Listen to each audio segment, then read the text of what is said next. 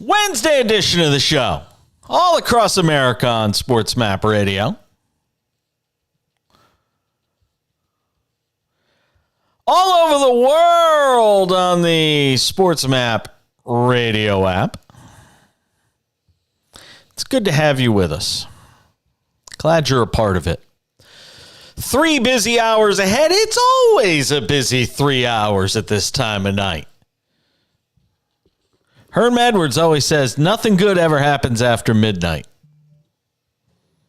We're not there yet. I bring that up for a reason. Not that I plan to start the show with this, but welcome to the show. Producer engineer extraordinaire, the Brian McDonald, no relation to Michael McDonald, Street Freedom, is hanging out with us tonight. No, nothing good happens after midnight. Ask those two guys from the Bengals.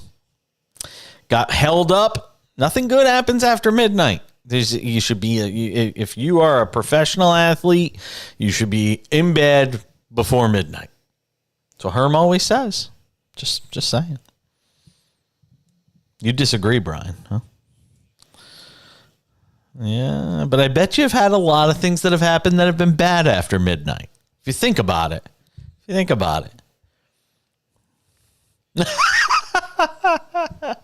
No, come on. So we're watching the NBA Finals. Got a busy show ahead tonight. It is just the last 48 hours, 36 hours. It's just nuts. Like, what is going on? Is that just, are the tides off? Are the planets aligned in some weird way? I mean, it all started yesterday with this PGA Tour live golf thing happening, which we talked about ad nauseum last night. And I said we'd have a good guest tonight, and we do. Damon Hack, who hosts Golf Today on Golf Channel, will be on the show with us coming up 28 minutes from now. We'll get his thoughts on this entire story, which is going to evolve as the days and weeks come and go. There's a lot that's going to happen. There's so many things that we don't know. Devil is in the details, but we'll talk on what we do know with Damon Hack coming up about 27 minutes from now on the show. He is part of the 2-for-1 tonight. And then Lionel Messi decided, you know what? I'm going to go play my soccer in the MLS. I mean, you can't make this stuff up. And I'm going to go play in one of the hotbeds of sports right now in Miami, where there's an NBA Finals game going on. No, I can't even imagine. What?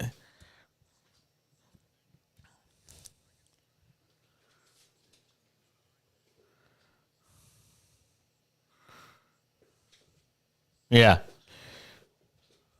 Uh-huh. Wow. For good seats or bad seats? All right.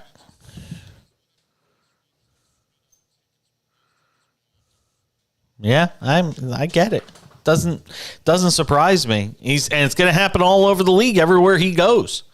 It's sort of that it's for the Beckham effect. Without question. Phil Schoen is going to join us. We are really lucky tonight. We got a great show for you. We will be joined by Damon Hack coming up 26 minutes from now.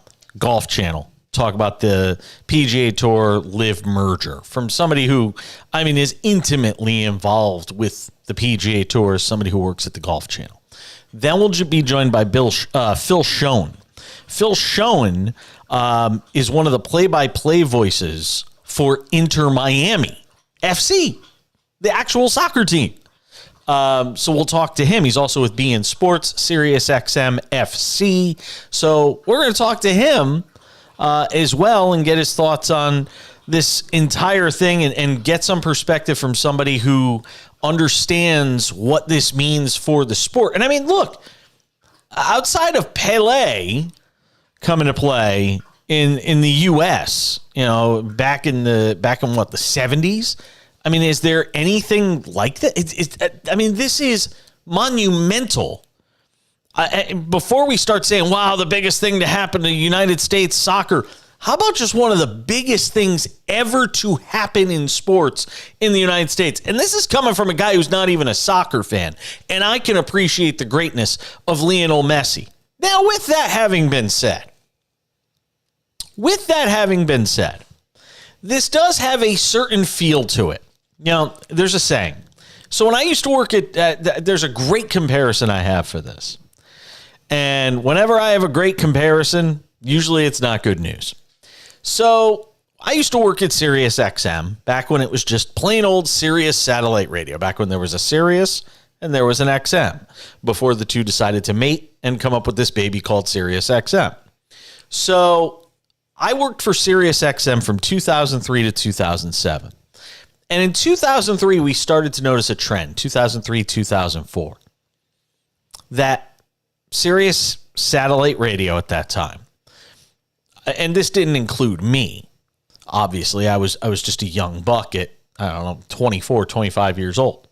But there was this thing going on there that was sort of curious, where every time you looked, there was some person that used to be famous that was coming through the building, and they were getting hired by the company. Pam Anderson was one of those people, that would get hired, and they bring them in. And all these old DJs, Cousin Brucey, and all these different DJs that would get hired. And we started to come up with the name that Sirius Satellite Radio was the place where radio dinosaurs went to die. That's kind of what MLS feels like sometimes. You look at the David Beckham situation. You look at, Ibrahimovic, who came and played, Zoltan or whatever his name was. All these different guys, Kaká, all the people whose careers are washed up, but they're still looking for one last big payday. They go to MLS. Now, on one hand, that is, something that you have to kind of look at with a little bit of a skewed eye. On the other hand, the credibility that it brings to your league to have one of the all-time greats playing. And let's remember, Messi's a year removed. What was the World Cup, a year ago? He's a year removed from winning the Golden Boot.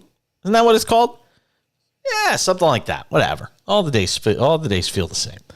And he's not the scorer he once was. He's not going to come there and save Inter Miami FC and make them a championship team or anything like that. But he does make them better, and he does bring credibility to your league. And there's a lot of things that go into this deal. It's not just the fact that it's Inter Miami.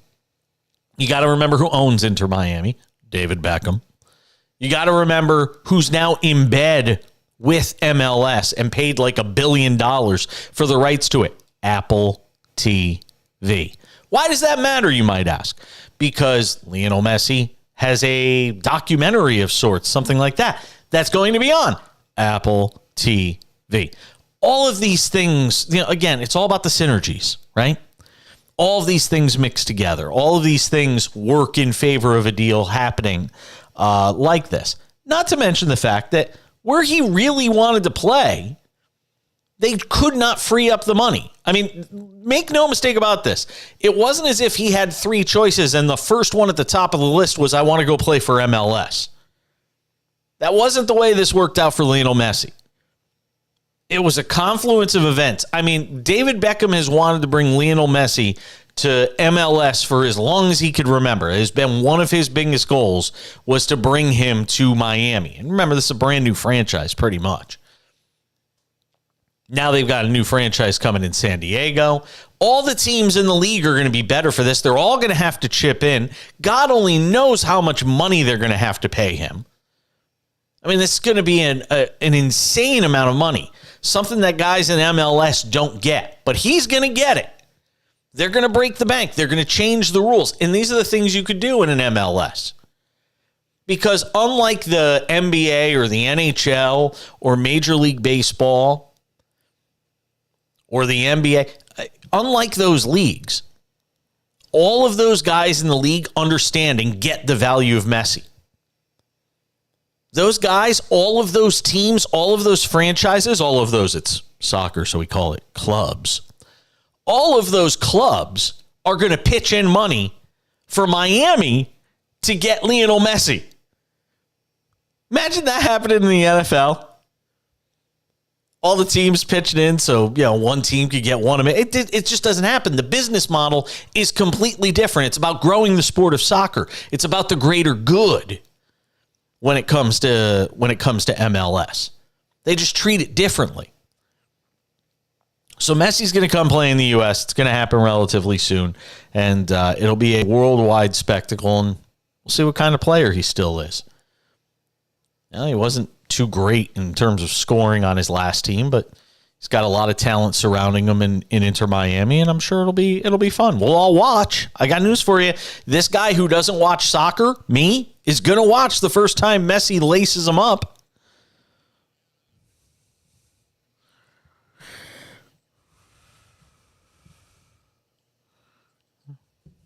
I'm surprised you haven't already checked to see if they are.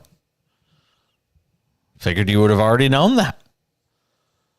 All right, we got an NBA Finals game going on. Denver and Miami. It was a 5-point game at the half. They're late in the third quarter. We'll tell you what's going on between the Heat and the Nuggets as the cash-in continues.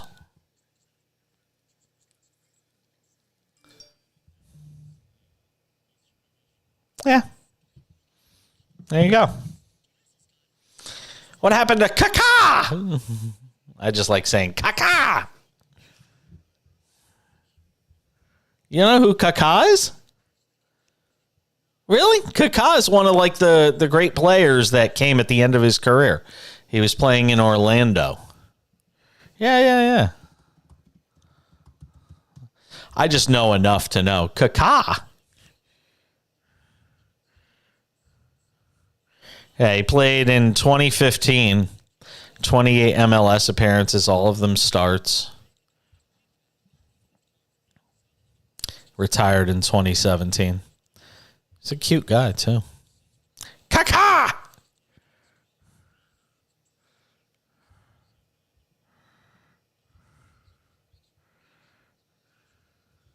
He's going to lift that entire league.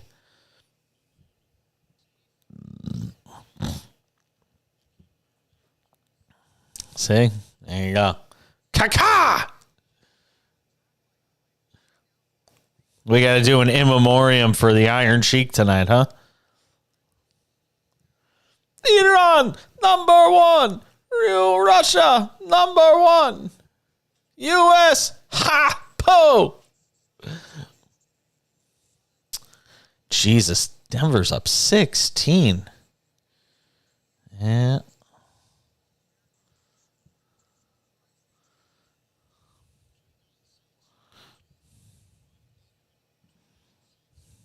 Did they say why he died? And we continue on this Tuesday edition of the show. Yes, Live Golf. No, but I mean, he was just on. He's been active still and stuff. It wasn't like he, checking his social media. Looked like he was still busy. Yeah.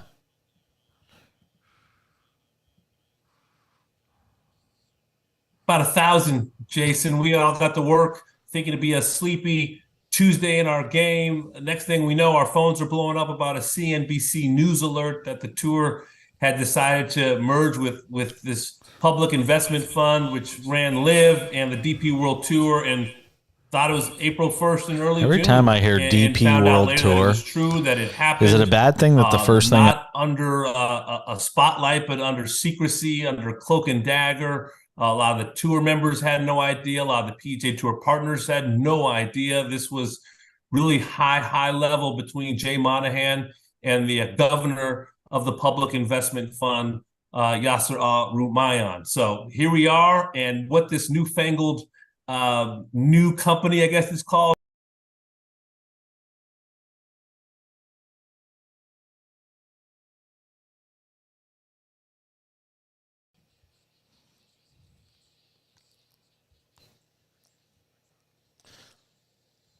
Could you believe they had to cancel the Yankee game tonight because of all the smoke from those wildfires in Canada?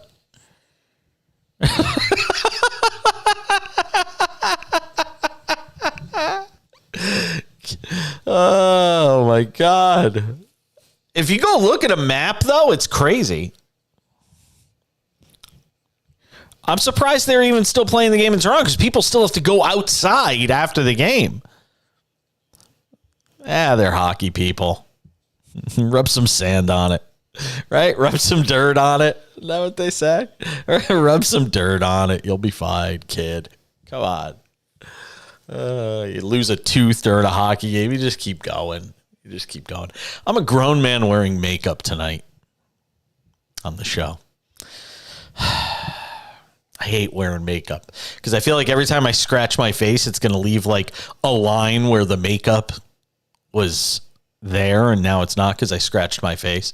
So if I have a scratch on my face, we were doing some tapings tonight for the SportsMap for the TV show. So I had to look as best as you can make this look. It's a lot of work, man. I mean, literally, I woke up this morning. Here's a funny story. I woke up this morning. We did not have a single guest booked for the TV show today when I woke up. We had nobody booked. I left to go to Starbucks at 9:30 in the morning. By the time I came home at like 11 a.m., the entire show was booked. And I had like interviews starting at like 11:30 in the morning out here on the West Coast. So it was just boom, boom, boom. I could have had 5 or 6 guests on the show tonight. It's just one of those weeks in sports where, like I said, all the stars and planets have aligned and there's just a ton of news. I mean, we could have talked about any number of things. So I said tonight, coming up in 13 minutes, we'll be joined by our friend Damon Hack. My friend Damon Hack from Golf Channel will join us, and I'm thrilled that we're able to get him on. And by the way, all 3 guests tonight are video, not just radio. So if you want to watch the show tonight, you've got a full show just as much as the radio show because all guests are via video tonight. So we'll be joined by Damon Hack coming up 13 minutes from now. Thoughts with him on the Live Golf PGA Tour merger. Phil Schoen from BN Sports, Inner City Miami, Inter Miami FC. Yeah, that's it. Not Inner City Miami. Inter Miami FC. I don't know. Come on. Give me a break. You should just be giving me credit that I got a guest to talk about and a guest with intimate knowledge of this whole Lionel Messi thing. Yes, exactly. He will join us. And then our newly named Prince of Picks, our friend Sam Yarnell will stop by the show coming up an hour and 12 minutes from now. He is a new contributor to the Cash In and Sports Wrap television shows. The radio show here on the Cash In, the Sports Wrap, our new TV show, all things sports betting with him. That's coming up tonight, about an hour and 10 minutes from now, 8:30 p.m. Pacific. We'll get some thoughts with him on some futures betting for Major League Baseball and the NFL. Ask him if my Yankees have a chance. Yankees are plus 1,000 to win the World Series right now. They're like the 5th or 6th best odds. I'd be like, take them. My God. Whenever you can get the Yankees in your lifetime at plus 1,000 to win a World Series, when you know they're going to be a playoff team at the very least, you sign up for that. Oh, come on. How are you going to crush the guy? The dude ran through a wall.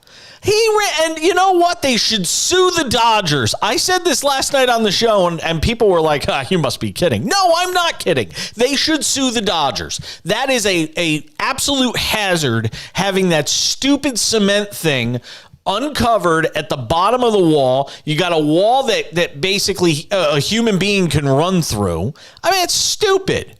They should absolutely sue. If George Steinbrenner were around, they'd be suing those Los Angeles Dodgers for that. No, he's got miss. He's only going to be out a week, another week. He'll be back. It's only a 10-day stint on the IL, and they're getting everybody else back. And who knew? Josh Donaldson now is hitting home runs. 3 home runs in like his first 12 at bats since coming off the IL. Let's go Yankees. Let's go Yankees.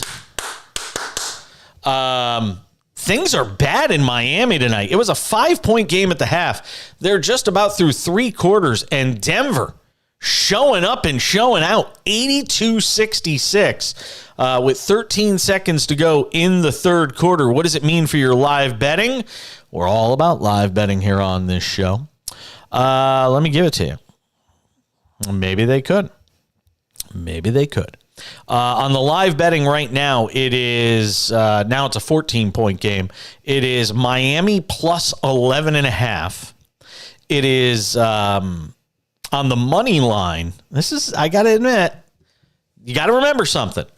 Miami has dominated the fourth quarter in this series through the first 2 games. I think they're like a plus 23 or a plus 24 through the first 2 games in the fourth quarter.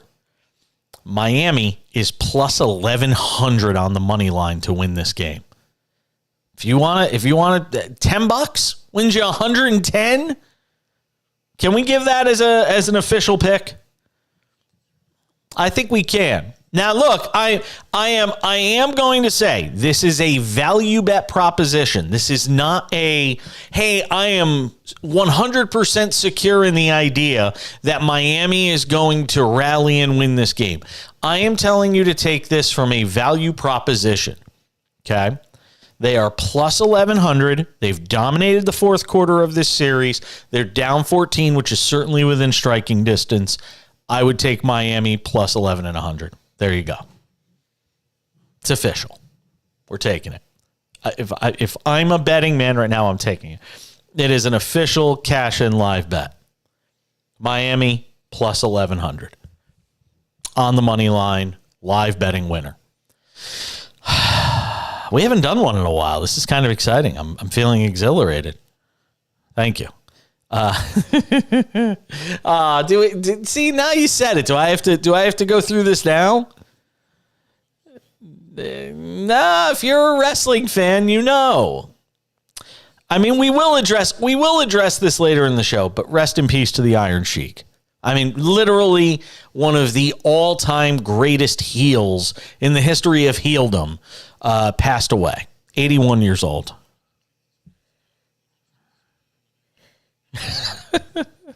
I mean, the dude was one of a kind. Well, did he ever go face at all?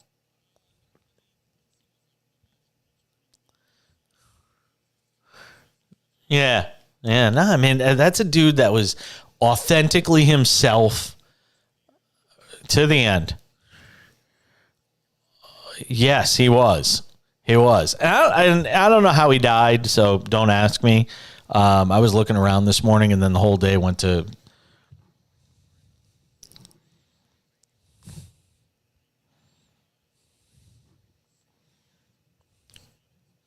The total in that Miami-Denver game is 200.5. And right now, it's at 150 points on the number. Can we throw in another one? Let's take the over. I think we're going to. Over 200.5. So we're giving you 2 picks right now. The value proposition is plus 1,100 on Miami. The one where I'm just going with gut based on watching the game and understanding the way the fourth quarters of these series have gone, where Miami's played really well, is over 200.5. So we got 2 picks for you tonight on the show. Miami plus 1,100 and the total in the game, which has actually gone down now. It is now 199.5. So we'll take it. Let's take it at 199.5. There you go. Because literally before I can make it official, it was 199.5. So get it at 199.5. Miami plus 1,200.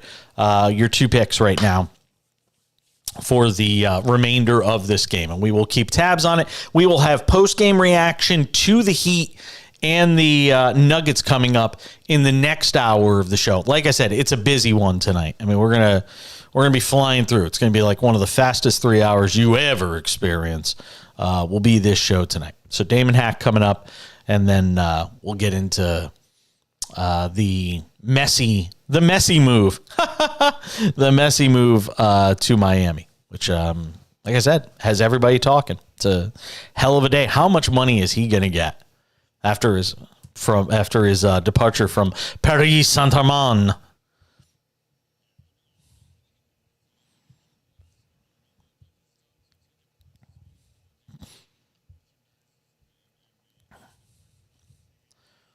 I think San Diego just paid like $500 million for an MLS franchise, if I'm not mistaken. And the values of the franchises in that league, they have built it right. They have shown how you build a soccer league in the United States. We're coming back. Damon Hack from the Golf Channel on the Live Tour and more. Stay with us. Let's see if this works. About 1,000, Jason. We all got to work thinking it'd be a sleepy Yep, it's all on my end. game. The next thing we know, our phones are blowing up about a CNBC. Quick rejoin. Jason, we all got to work thinking it'd be a sleepy Tuesday in our game. What'd you say? Next thing we know, our phones are blowing up about a CNBC. 1,000, you like Jason. That? We all got to work thinking it'd be a How can you not, man? Tuesday in our game. Next thing we know, our phones are blowing up about a CNBC news alert that the tour had decided to merge with this public investment fund, which ran Live and the DP World Tour, and thought it was April 1st and early June, and found out later that it was true, that it happened. And the Mariners have hit the skids lately. A spotlight, but under secrecy, under cloak and dagger. A lot of the tour members had no idea. A lot of the PGA Tour partners had no idea. This was really high level between Jay Monahan and the governor of the Public Investment Fund, Yasser Al-Rumayyan. So here we are, and what this newfangled new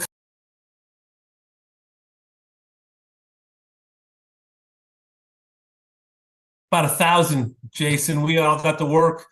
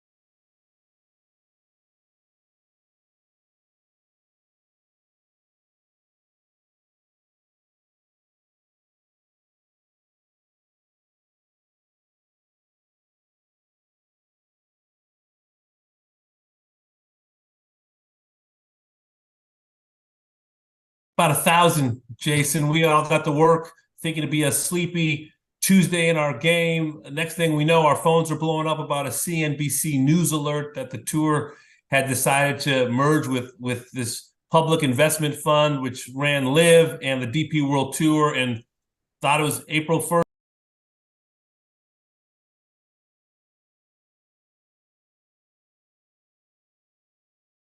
About 1,000, Jason. We all got to work thinking it'd be a sleepy Tuesday in our game. Next thing we know, our phones are blowing up about a CNBC news alert that the tour had decided to merge with this public investment fund, which ran Live and the DP World Tour, and thought it was April 1st and early June, and found out later that it was true, that it happened not under a spotlight, but under secrecy, under cloak and dagger. A lot of the tour members had no idea. A lot of the PGA Tour partners had no idea. This was really high level between Jay Monahan and the governor of the Public Investment Fund, Yasser Al-Rumayyan. So here we are, and what this newfangled new company, I guess it's called, new CO, unnamed company, is going to look like, what the golf is going to look like, that all remains to be seen. Well, listen, I mean, this is crazy because you and I literally spoke almost a year ago to the day.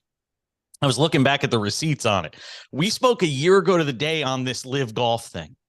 And who would have thought a year later, given all the rhetoric we've heard between then and now, that we'd be at this point? I'm sure you've talked to Jay Monahan in the past. You know the powers that be at the PGA Tour. How is it that we got from there and everything we heard, and we've heard all the stuff from Jay Monahan invoking the 9/11 families, all of this, to get to this point? Hypocrisy is the number one word that comes to mind for most people, and even Jay Monahan acknowledges that it is.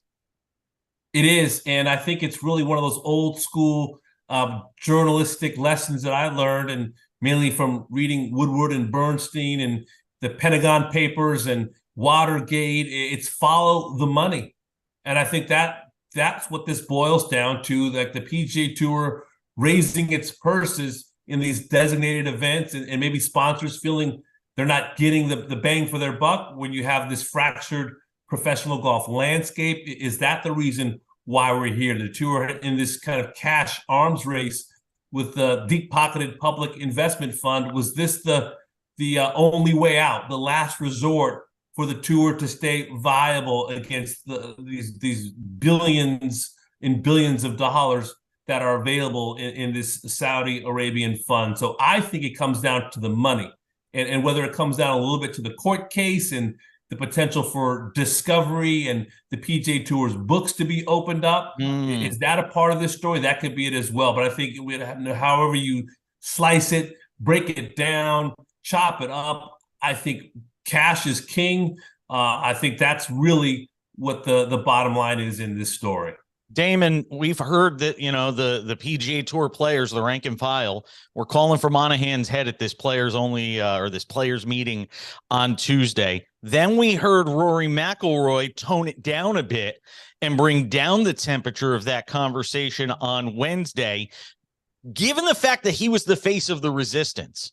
And now is sort of shifting that a little bit. And yes, he's upset. And yes, he's frustrated. And he does feel betrayed, but still saying, Monahan's the guy.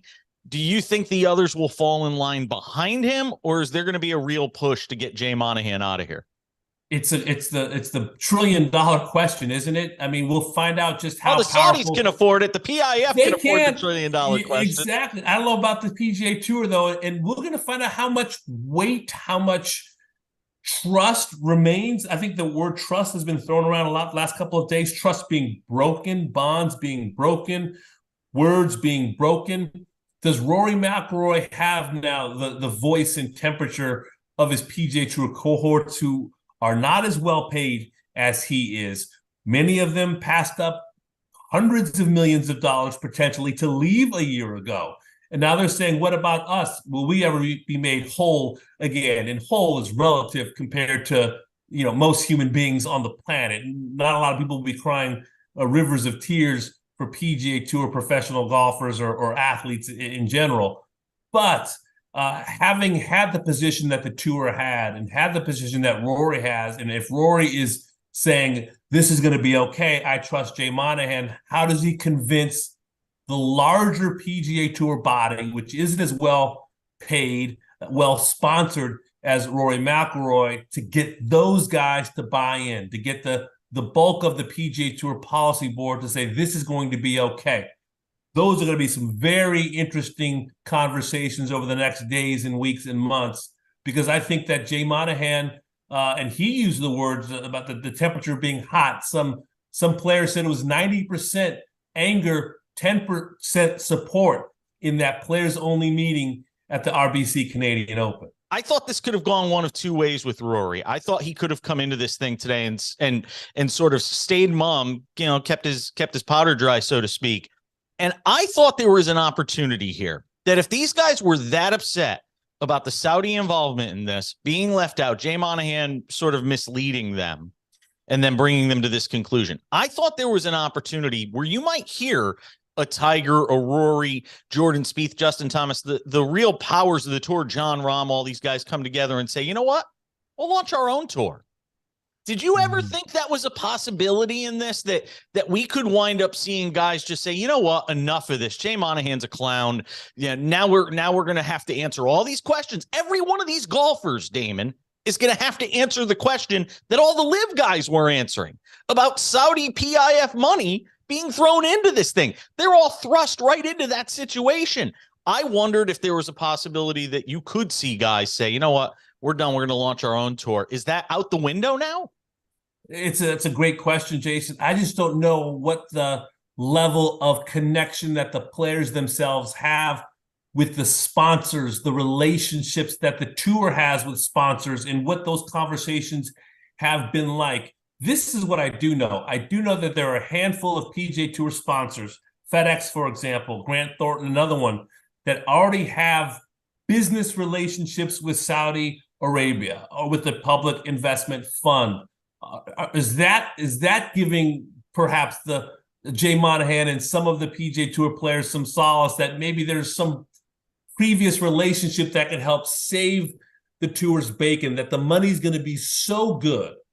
But again, this is a PGA Tour player member-run organization, yes, and the members were left in the dark. So for Jay to ask the players to trust him once again, after so many of them went to bat, none bigger than Rory, sleepless nights, midnight text messages, meetings during tournaments, microphone after microphone shoved into his face to ask him not about the drive on 15, but the geopolitics of the Middle East.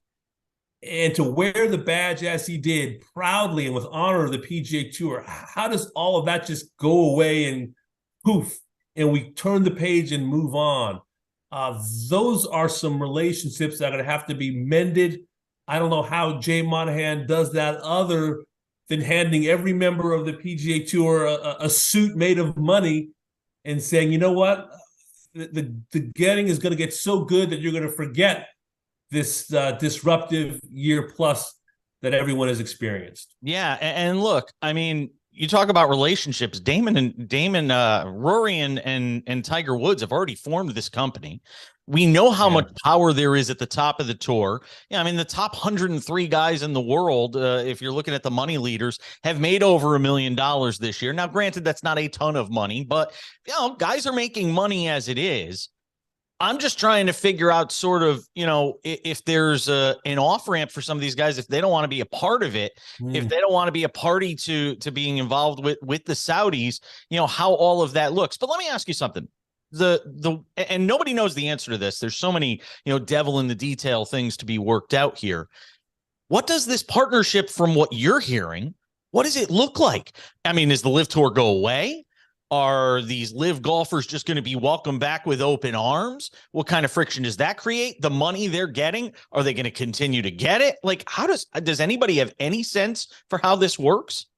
I think it's going to be a la carte, case by case basis as far as who can come back, if they have to pay a fine, if they have to spend 2 months in a suspended list, do they have to play with an arm tied behind their back for a couple of months? I mean, those are, and I'm making a little bit of a joke, but we don't know. Does Phil Mickelson have to wait longer to come back than Taylor Gooch? Or if you didn't become a party of this lawsuit, do you get to come back to the PGA Tour more quickly?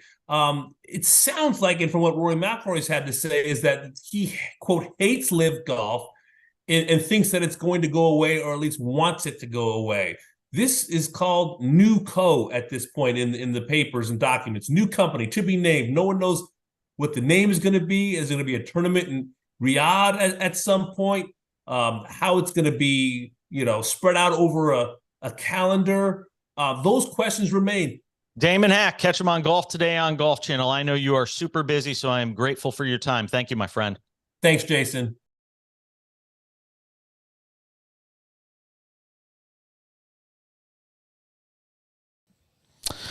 All right, Lionel Messi talk on the other side with Phil Schoen.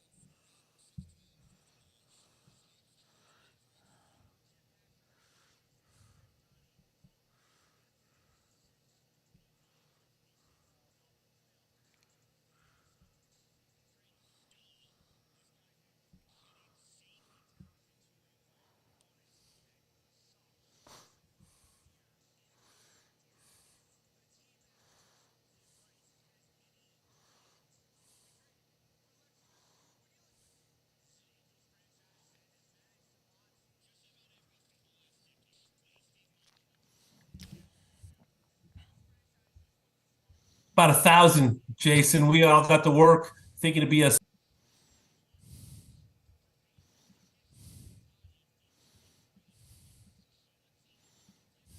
Continuing on the show, in a busy week it has been, one of the big stories, of course, is the news that Lionel Messi is headed to MLS. Going to go play for Inter Miami. Let's bring in Phil Schoen, who does a great job on all things the real sport of football. Being Sports, Sirius XM, FC, and Inter Miami radio play-by-play. Also, he was just telling.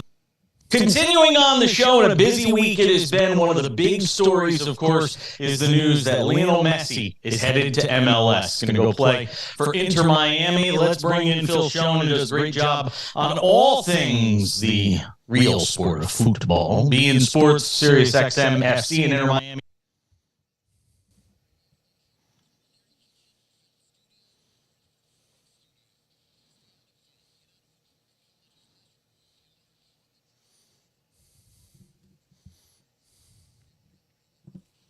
Mm-hmm.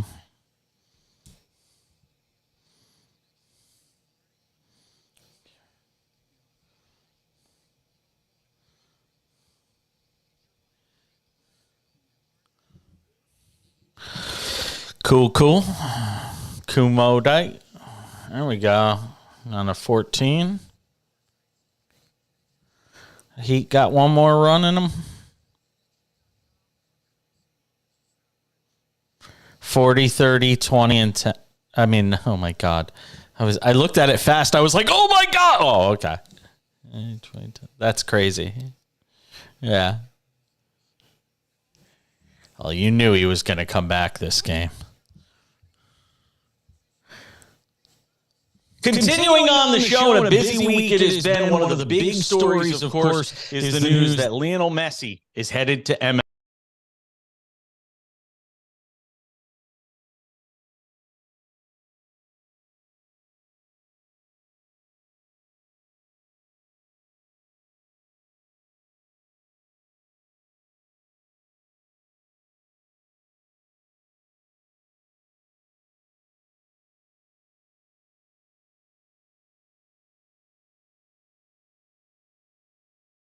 Continuing on the show, in a busy week it has been, one of the big stories, of course, is the news that Lionel Messi is headed to MLS. Going to go play for Inter Miami. Let's bring in Phil Schoen, who does a great job on all things the real sport of football. Being Sports, Sirius XM, FC, and Inter Miami radio play-by-play. Also, he was just telling me off the air, was the original voice of MLS on ESPN 83,000 years ago. I'm making sure I got that right?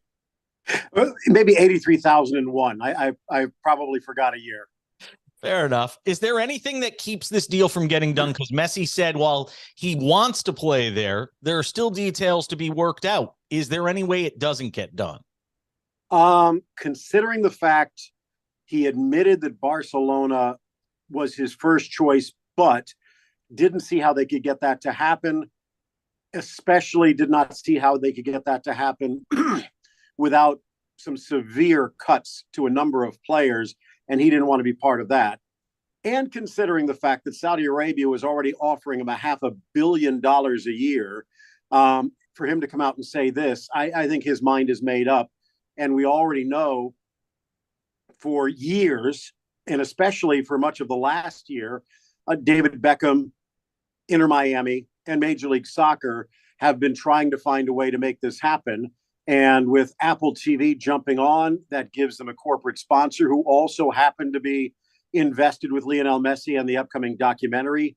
The rest of the league, I guess, in some ways similar to the Beckham signing, are also on board. And it's going to be a little strange to see Inter Miami's opponents kind of shelling in to get the chance to play against Lionel Messi, but they'll also be cashing in because a lot of them will probably be moving to bigger stadiums. So it's one of the biggest announcements in the history of Major League Soccer, without a doubt.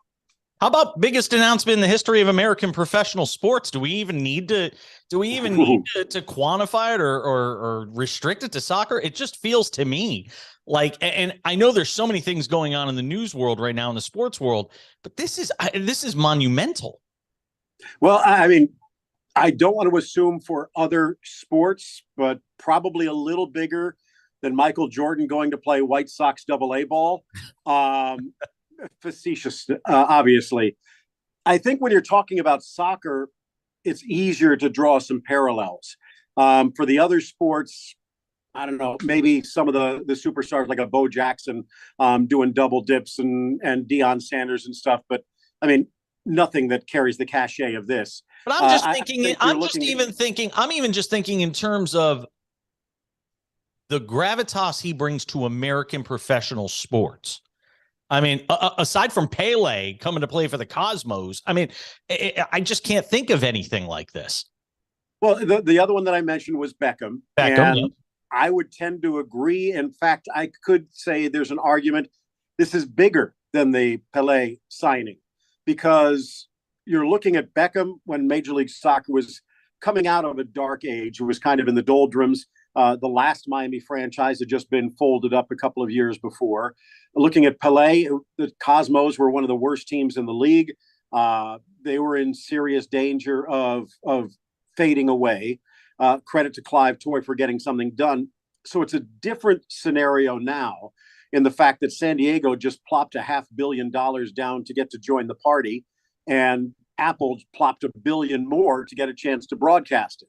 So I think maybe for the first time, and this is why I say that this could be bigger, for the first time, soccer in America has the foundation and is ready to launch. For example, we looked at World Cup 94. Just like NASL set the stage for Major League Soccer, the World Cup in 1994 showed two things. Number one, that there was a vast audience of soccer fans that were out there. And it showed those fans, we don't need the legacy media to be relevant or to stay in touch with our favorite sport. And I think that's just exacerbated the situation to the point where now the World Cup is coming back, Copa America even before, which plays a part in this. In the next World Cup's going to be here in North America. And I think that it will, along with the Messi signing, along with Copa America coming in, we're just going to see event after event, building blocks, dominoes falling. And I guess we'll kind of see that snowball rolling uphill and getting bigger and bigger. So I think what we're looking at now with Messi unlike Pelé, where it was kind of I don't say last gasp, but it was a Hail Mary of sorts. This is one that tactically can be a grand slam, to pardon another expression from another sport, because there's so much on the table that can be taken. And that's from a business perspective. From a soccer perspective, this is going to make it easier to bring in other superstars, just like what Saudi Arabia was doing with Cristiano Ronaldo. Then Karim Benzema goes there. There's going to be some others. There's word that Modric might, Kroos might. Angel Di Maria just left Juventus. He might. Of course, then again, he might also join Messi in Miami. But this opens the door for other stars to look at Major League Soccer again, and getting the chance to play with Messi maybe makes that a little bit more possible. And then you look at the Inter Miami roster right now. You're looking at one of the hotbeds in soccer development in the United States. I think they already have 6 players from their academy who have gotten first team minutes, a couple that are now starters. And I'm just thinking, somewhere out there's a 6, 7, 8-year-old kid that's going to get this Messi mania, and who knows what the future will hold. Just like Pelé spawned generations of soccer growth in the United States, I think that this perhaps has the chance to do even more. Is there any sense for the financial figures involved here, Phil? Anybody have a guess? Well, from what we understand, as I mentioned, Saudi Arabia I had heard like 350, but apparently once they read the tea leaves, or the mate leaves, it was potentially moved up to $500 million a year. And he turned it down. I don't think he's going to be making that type of money in Major League Soccer, but he's not going to be a pauper. What the numbers that I have heard is about $100 million a year, plus part ownership of Inter Miami. Yeah. Plus you're talking about a guy who already has the Apple deal worked out. He has Pepsi as one of his major sponsors, and all of the things that go with that. So I think he will be doing quite well. He won't be sleeping on Ray Hudson's couch anytime soon. Let's just put it that way. It's almost like the Beckham deal, and basically adjusted for inflation, or adjusted for, that's what it feels like. It feels very similar when you talk about the ownership piece of this. There are always going to be people that look at this and say, all right, 35-year-old Lionel Messi coming to play at MLS. I mentioned this earlier in our show. We used to have a saying at Sirius Satellite Radio. I worked there 03 through 07. The old saying was, and I was there, Sirius Satellite Radio, where radio legends go to die. MLS kind of has that feeling when you talk about some of these legends that come to play here towards the back end of their career. What kind of Messi is Miami getting? Well, a couple of things. First of all, Zlatan Ibrahimovic, who just retired, left Major League Soccer and still had some very productive years in Serie A for Milan. I think you're looking also at another type of period in Major League Soccer development where you can have a Miguel Almiron come into Atlanta and then go on to Newcastle United and be one of the best players on the team. We're looking at, from a developmental standpoint, a lot of U.S. youth players who are coming up through the academy, some of them not even going to the parent team and going abroad. So I think that there are 2 or 3 other avenues for players to come in. The most significant one has been trying to get younger players from Argentina and Brazil in as a stepping stone over to Europe. And I think that this is just going to build on that. Specifically in regards to Messi, though, you're right pointing out he's a 35-year-old Messi, but 34-year-old Messi won another golden ball as the best player on earth just a year ago. Did not score as many goals this year as he has in the past, but then again, that's almost humanly impossible. But it also was not his role, because they had Neymar playing alongside him for much of the year, and they had Kylian Mbappe, who has been the leading goal scorer in France now for 5 years running. So all Messi does is become the leading assist man in the league. Phil Schoen does a great job. beIN Sports, kind enough to give us some time on the show tonight. Sirius XM FC, Inter Miami Radio, play-by-play as well. Listen, I appreciate it on a busy day. Thank you. It's been my pleasure. Thanks, Chase. And Phil Schoen. And thank you to Vlad Lewisant for helping us get Phil on the show. Well, we're sweating the over. There will be no sweating the game. Miami down 10 with 1:30 to go. We got it at 199.5. It's at 192 right now. Need a whole lot of scoring here in the final minute and a half of this game.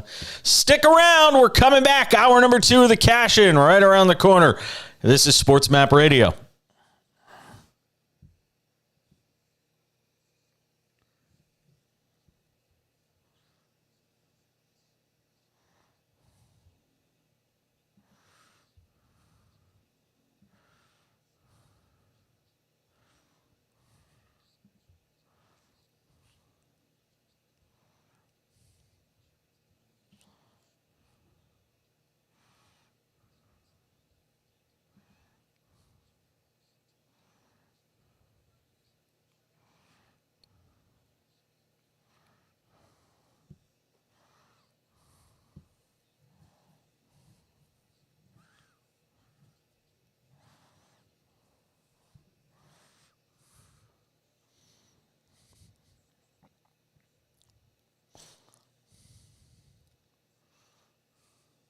Whoa! Oh, the over is very much in play.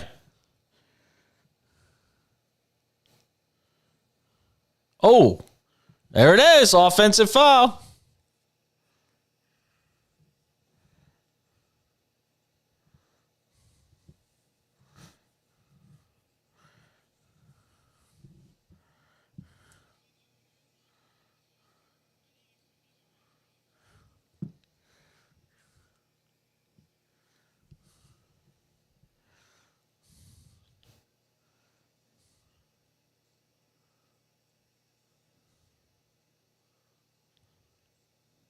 There's a foul. Oh, yeah, we're good. Oh, we're so good.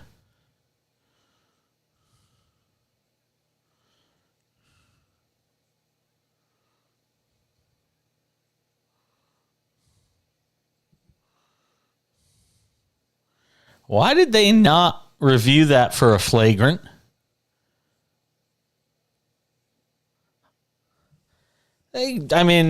Murray swung and hit him with an elbow. They called an offensive foul, but they didn't even review it for a flagrant. And it should have. I mean, look, they're probably going to win the game, but I don't know why they didn't review it. That's weird. 199.5. We look like we're golden. We're at 198.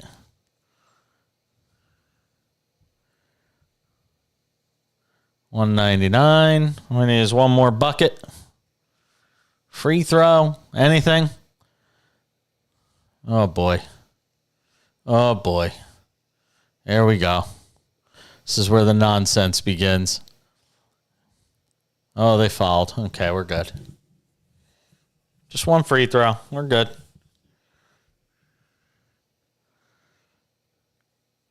Sammy Arnell, who's joining us, took Heat plus 14.5 to start the fourth quarter. Ooh, Kyle Lowry just did an inadvertent split. Yeah, that didn't feel good.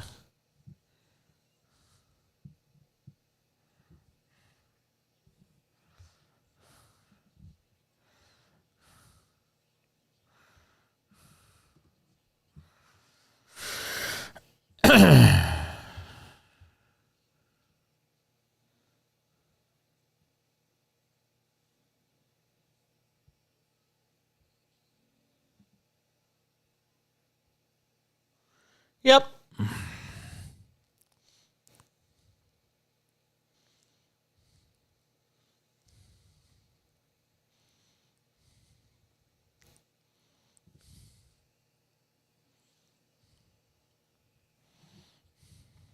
Mm-hmm.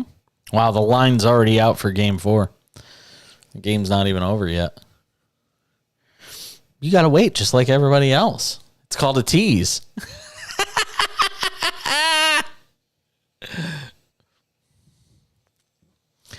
It's a tease.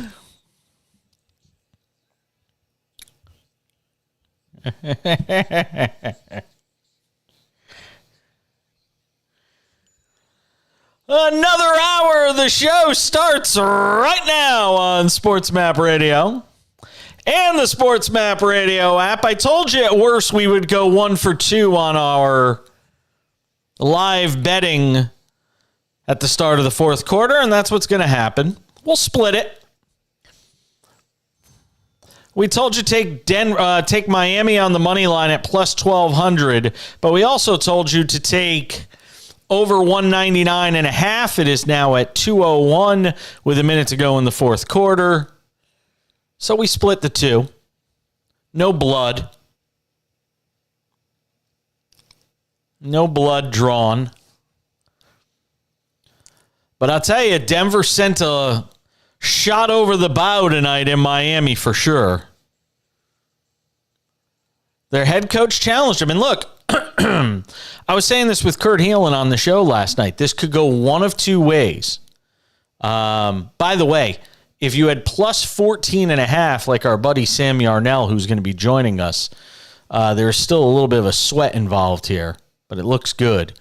If you have Miami plus 14.5. Start of the fourth quarter, Miami was plus 14.5.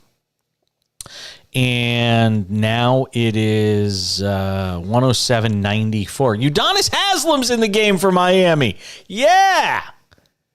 There we go. Oh, no, they didn't let him come in. The crowd was going to get the one thing that got them excited tonight and get Udonis Haslem in the game. And instead, the ref said you can't come in the game. Did they say he's going to be the oldest player ever to play in a finals game? Did I just see that on the screen? He's 40. Oh, he's 40 plus. He's 40 plus. No, Udonis Haslem is 42. That would be the oldest. I think it just said oldest ever to play in an NBA. There it is. One of three in NBA history to play 20 seasons with the same franchise. Dirk Nowitzki and Kobe being the other two. Oh, no, the 14.5 is in danger. Denver 109, Miami 94, 25 seconds left. Can we get a garbage bucket here for the plus 14.5 crowd? Oh, no. Oh, he missed. Oh, my goodness. Oh, it's so dirty. It's so dirty. Oh, it's so dirty. Oh, so dirty. Oh, my God, it's awful. Oh, and they fouled just to get Haslem in the game. That's the worst part about it. Oh, my Lord. It's rough. Man, that's rough. And look, I mean, I hate to say it. You look at the first three games of this series. It's now final, 109-94. Jimmy Butler, 28 points, 11 of 24 shooting on the night. You know, it's very difficult to sort of get a feel. Game one, it felt like Miami had all the answers. They just couldn't make shots. Game two, Denver's energy was lacking, and Miami made some of the shots they missed in game one, and Butler showed up in the fourth quarter. They were able to turn Jokic into more of a passer rather than, a scorer more than a passer, and now in this game, he did everything. 32 points, 21 rebounds, 10 assists for Nikola Jokic, a fantasy fan's dream.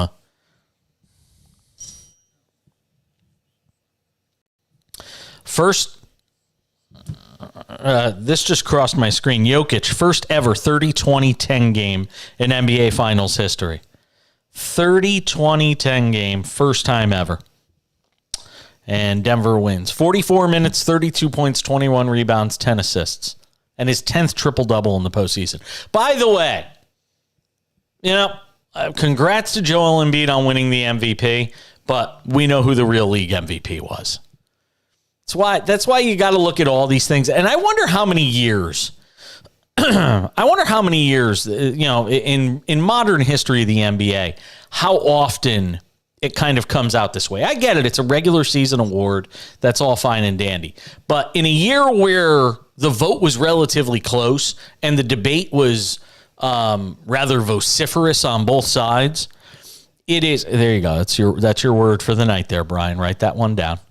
Thank you. You like that? See, I didn't even go to college like our guest coming up in 25 minutes, Sam Yarnell.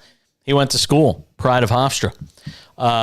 Sam Yarnell will be our guest in 25 minutes. We'll talk about the futures betting in Major League Baseball and futures betting in the NFL. Get some thoughts with him on those two things. See what he has to say about those bad boys. And the big live bet, the big prop bet right now in baseball that's started to pop up is, will Luis Arraez be hitting 400 after I think July 16th is the date that's set on that? Did he? Wow. He was going into tonight's game. He was plus 460. Yeah, he was hitting 401. Yeah, he was hitting 401. But there was, well, he was plus, going into tonight, he was plus 460. Would he be hitting 401 after, would he be hitting 400 or better after, I believe the date was July 16th. I could actually pull it up here. Let me see if I can find it. Where is it? Yeah, cash the over, I know. Let's see. It was, here it is. It was, will Luis Arraez, here it is. Will Luis Arraez have a 400 batting average or greater on July 10th? And going into tonight, it was plus 430, yes, minus 670, no. And I liked it. I told Sam, and we're going to have him on. You'll hear his thoughts on it coming up. I liked it. I like that bet, because I don't think he's going to hit yet for him to be hitting over 400. Because, and look, the reality is, I don't think he's going to hit 400. There's a reason nobody's done it since the splendid Splinter Ted Williams. But if there's a guy that is capable of doing it through the first, few months of the season, I think it's Luis Arraez. Oh, he was a batting champion last year.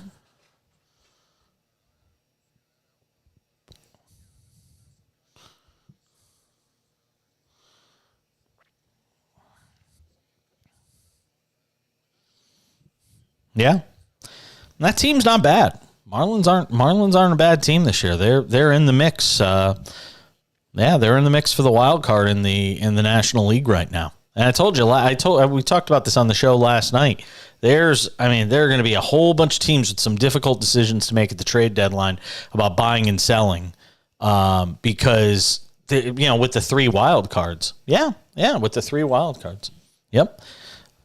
And the Pirates are still very much in contention for a postseason spot. It'll be interesting to see what they do with the deadline. All these teams that aren't typically in the mix for an opportunity to play in the postseason, they're going to have to make some difficult decisions at the deadline, for sure. Pete Alonso got hurt tonight. I don't know if anybody saw this. He got hit on the hand, and I didn't see it. So I don't know if there was any intent behind it, because if anybody saw last night, he hit a home run. Oh, my God. He hit a home run off Bryce Elder and just ran around the bases going, throw it again. Now, supposedly Bryce Elder says he didn't hear him as he was saying it going around the bases. But he said he didn't have a problem with it. That doesn't mean other guys on the Braves didn't potentially have a problem with it. And the Braves beat the Mets again tonight, by the way, 7-5. So the Mets' struggles continue. They are 30-32 and now staring at the possibility of being without. Staring at the possibility of being without. I'm looking to see if I could see the highlight. Alonso leaves. Let me see the injury. I gotta see it for myself. Oh, it was up and in. Oh, but the pitcher was cringing. He didn't mean. I don't think he meant to hit him. That kind of reaction tells me he didn't mean to hit him. Yeah, I don't think he did at all. And Buck, don't even look out at the mound at Charlie Morton. Don't even take a look out there. Your dude yelled running around the bases, throw it again. So I don't want to hear the Mets. I don't want to hear the Mets.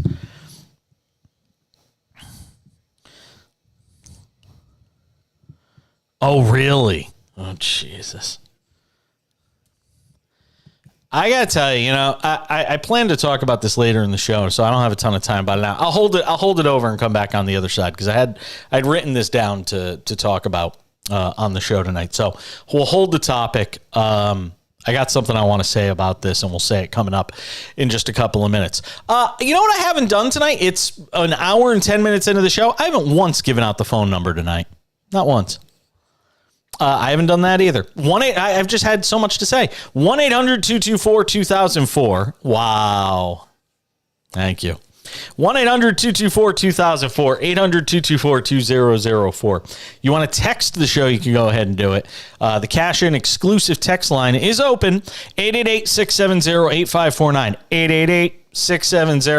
888-670-8549. You know how you know you've left the game on too long? When the game's over and You Bet Your Life starring Jay Leno is on. Because that's what they air on the local ABC affiliate out here after the game is over. You Bet Your Life with Jay Leno. Does that come with the burned arm or without the burned arm and face? I'm just curious. Oh, we're coming back. Stay with us.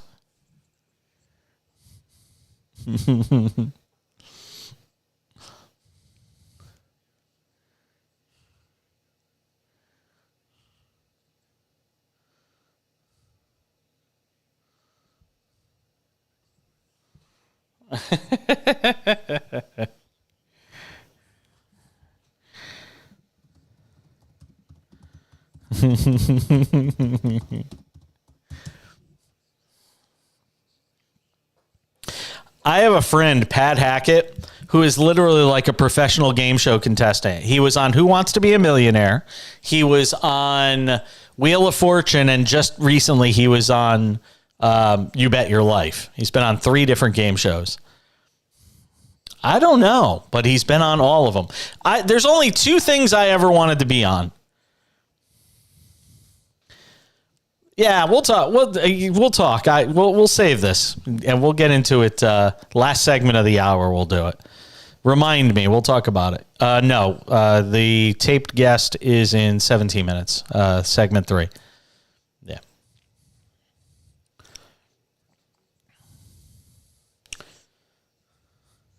We can put the soccer stuff in the podcast and the three guests tonight. That's about it. I don't know if there's much more to do. I'm going to do some press conference. I'll do some pressers here. Hear from Spoelstra and all that jazz. Can I have the... Thank you. Not the oolong tea. Not the oolong tea! Wow, look at the guy that's on right now. He looks like Abraham Lincoln.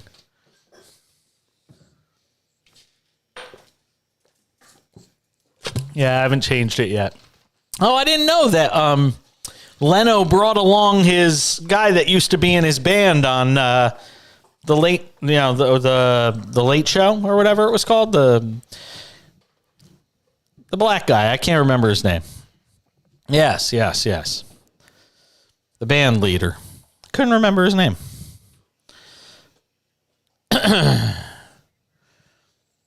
My God, this dude looks like Abraham Lincoln. Take a picture of this screen.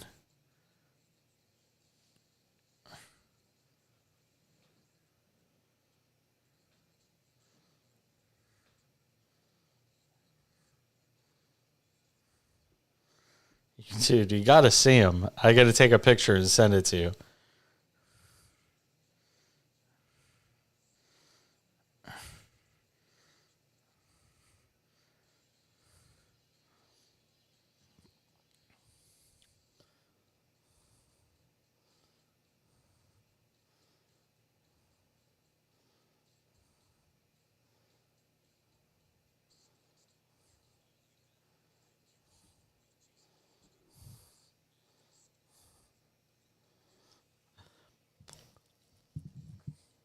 All right. Sam Yarnell coming up in 15 minutes. The Prince of Picks. our new sports betting insider for the Cash In and our SportsMap television brand. This dude looks just like Abe Lincoln, the guy who's a contestant right now on You Bet Your Life. He's got to play like a Lincoln impersonator. There's no way. There's literally a dude in Palm Springs. No way. There's a guy in Palm Springs, true story, who I see all the time, who actually is a Lincoln impersonator. And I see him at Starbucks. Maybe once or twice a week I'll not run into him, but I'll actually see him. Yes, at Starbucks in downtown Palm Springs, and the dude is a hardcore Lincoln impersonator.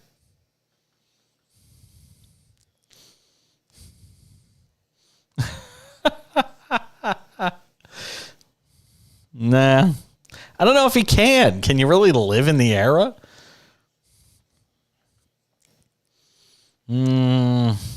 Yeah, I'm not so. Yeah, you would think. The land of Lincoln. Let me say this. And I think it's an important. I have a hot take about something going on in Major League Baseball right now. And I'm not trying to be the Debbie Downer and you can't have fun in baseball and I'm not going to be one of those people. It's like the rules of baseball, the unwritten rules of baseball. It's one thing if you want to flip a bat. It's another thing if you want to, gesticulate after you get a strikeout and get all pumped up, whatever. All that stuff's fine. But when you run around the bases yelling, throw it again. And some of these other things we see, like Josh Naylor running around the bases, rocking the baby against Garrett Cole. I'm going to tell you right now, and if baseball doesn't nip this, if they don't nip this stuff in the bud,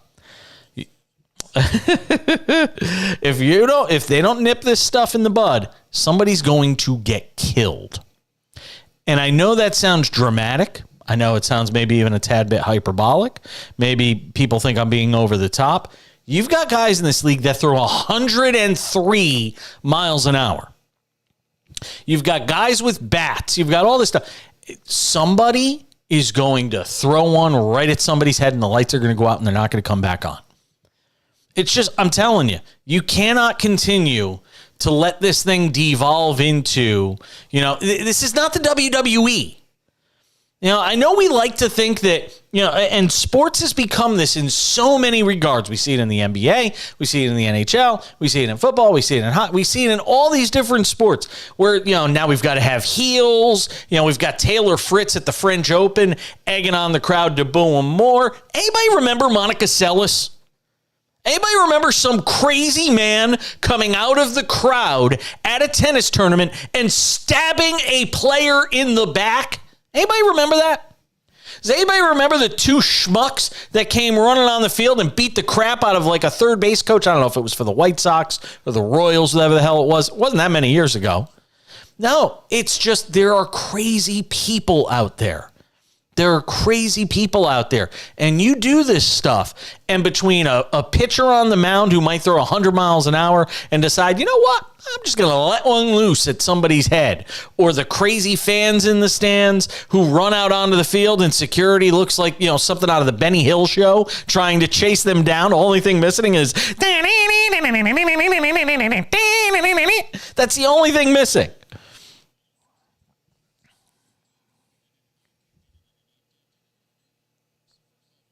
I did not.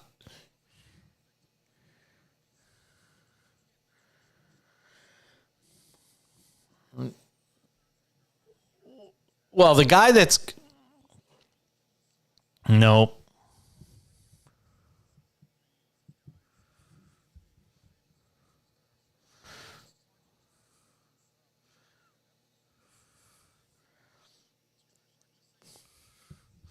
No, it's not though. It's showing up somebody in a way that's not necessary. Again, flip the bat. No, listen, Brian, flip the bat. I mean, what's too far for you then? If he looked out at him and said, "Yo, MFer, you suck." What's a step too far?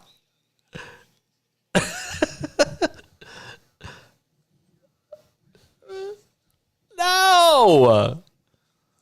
No, it's not.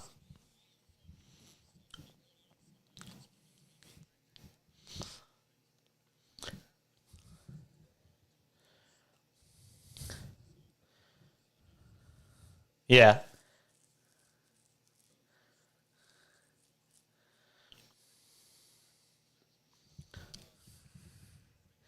Yeah, but again, to you, it might not be. Again, I don't know if Charlie Morton threw at him. Charlie Morton has never struck me as the type. And I would agree. I would never assume that. But then you get a Braves player that does the same thing back to the Mets tonight. Who knows? Tomorrow, maybe a Mets reliever comes in and says, you know what? I'm going to do something for my team. We've lost 2 games in a row. Boom.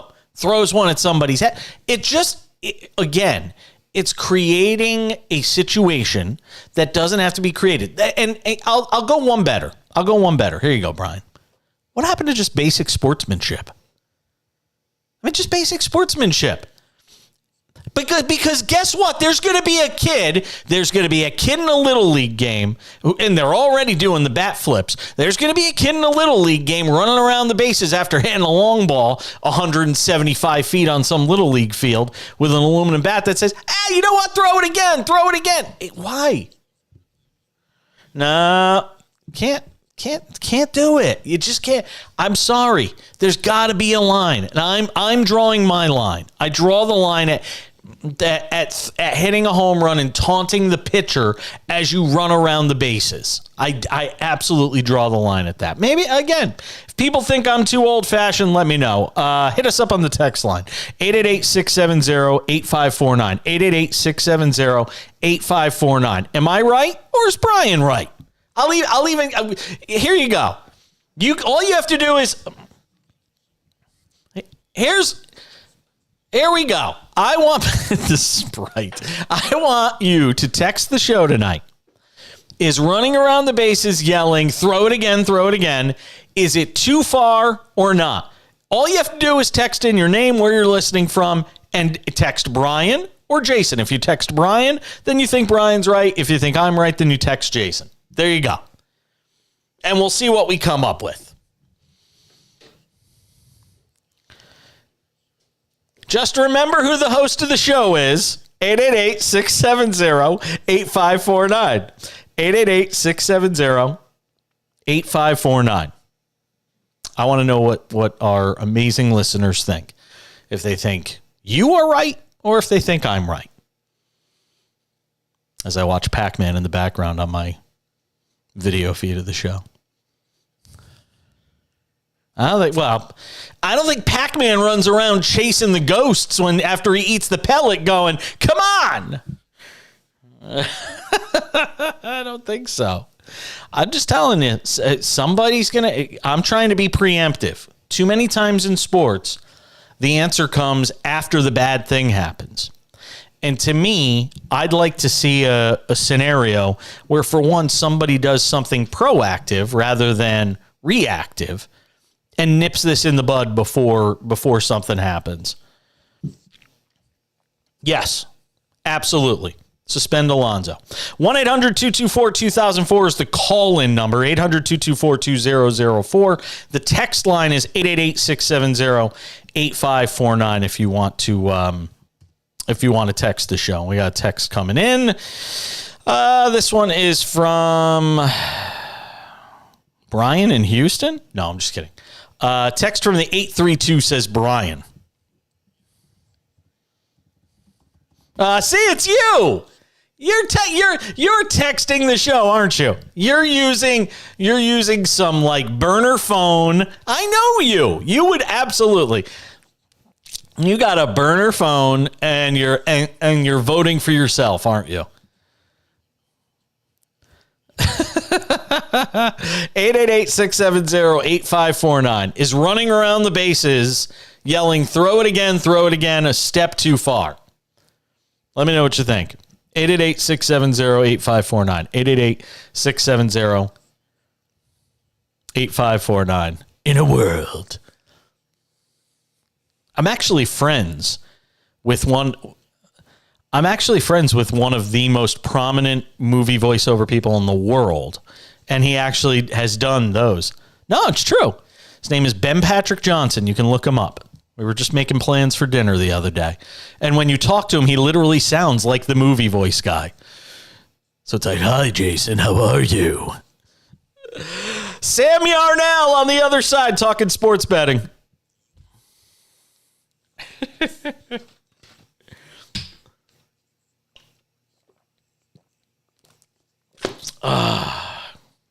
I had such a good risotto tonight for dinner. Oh, delicious.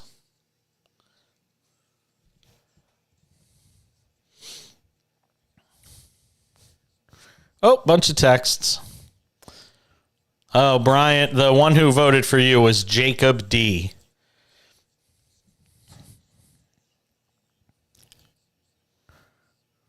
Yes.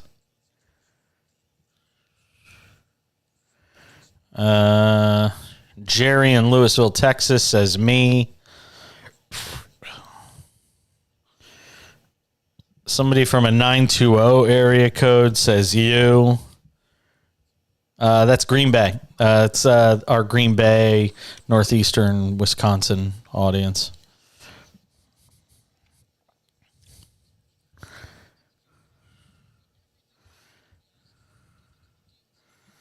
All right, Sam Yarnell. Have you been on the show when we've had Sam on? Because I've had him on once before. Continuing on the show, and a busy week it has been. Sam one of is, the big stories, of course, is the news that Lionel Messi really good. is headed to. He is a new addition to the So, Jason, first of all, it's great to be back family. with you. Listen, Luis Ariz is a very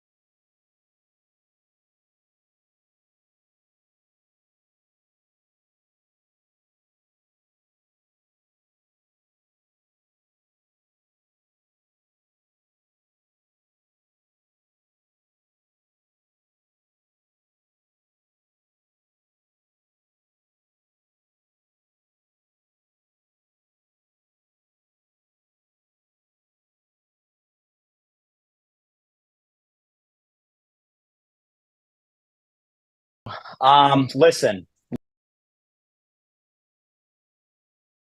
Let's say hello to Sam Yarnell of Sports Grid. He is the Prince of Picks. Let's talk some sports betting, futures, Major League Baseball, the NFL. And Sam, I want to begin with Luis Arraez.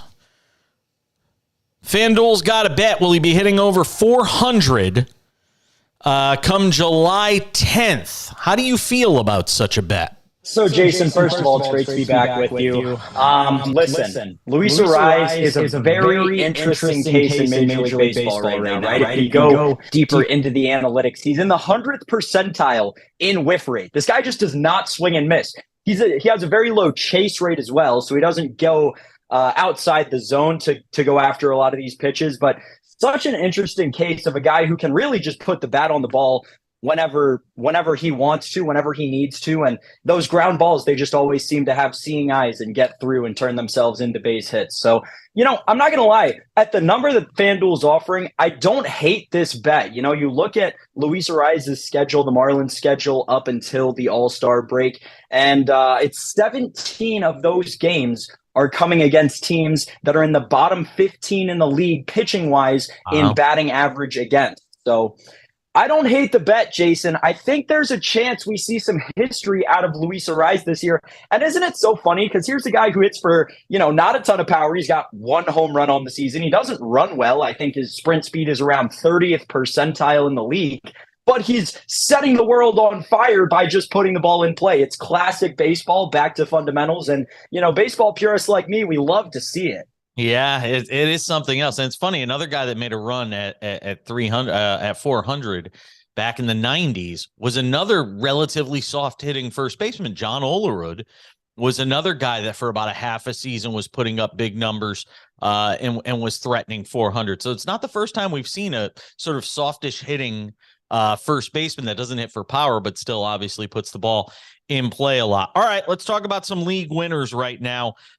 Give me some thoughts on some potential futures you might like, some place that people could put their money and sort of park it there and watch throughout the season. So we're finally getting into the part of the season where it's becoming more acceptable to place in-season wagers on league winners and World Series winners because we're in the beginning of June. We've seen kind of what these teams have to offer, how deep they are, and we're starting to see these injuries creep up on contenders.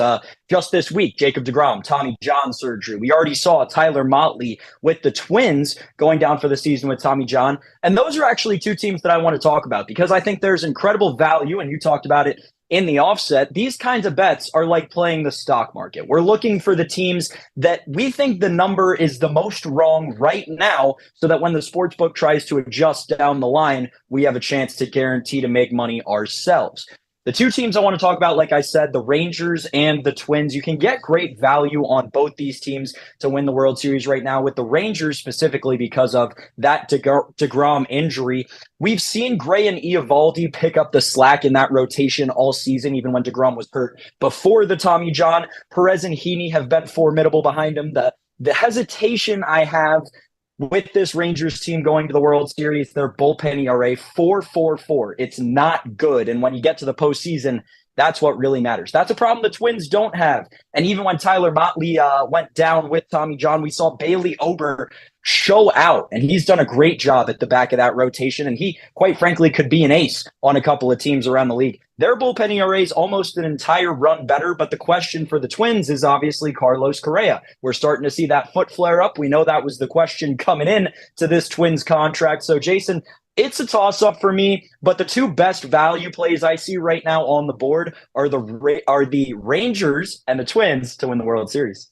How about, Rangers and Twins. I do like the value you're getting on the Rangers right now. I think it's plus 2,000 over on FanDuel. Still amazing to me that even a team like the Yankees is a plus 1,000. How do you feel about the Yankees? I know they just lost Judge for another week or so with this foot injury. How do you feel about the Yankees?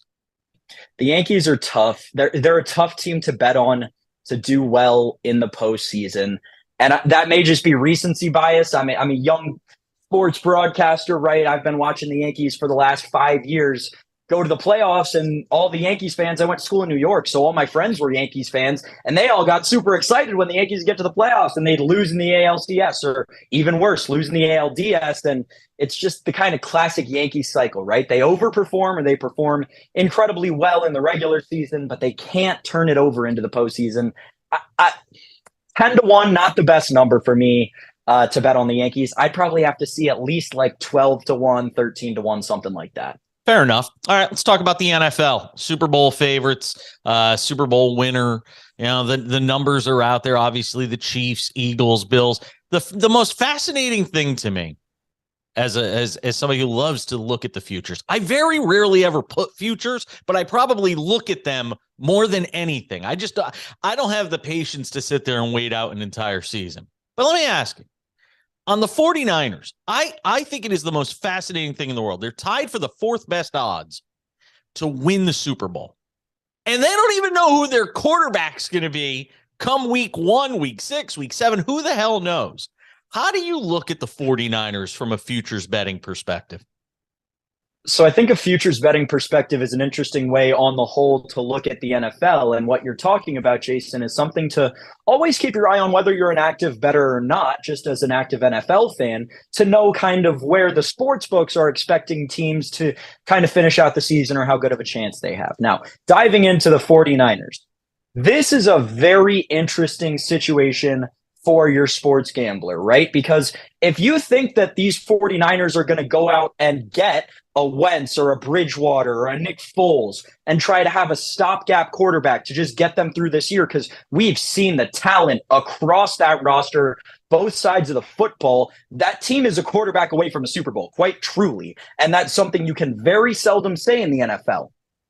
If you think that the 49ers are going to go out and make a play on a stopgap quarterback, especially with the Brock Purdy injury, I would say now is the best time to bet on the 49ers. Now, generally, I think that this is a little too early to bet on any team to win the Super Bowl. We're so far removed from it. The Super Bowl isn't for 8 months. That's, if anything, that's money that you're going to have to tie up in the sports book for that long of a period of time.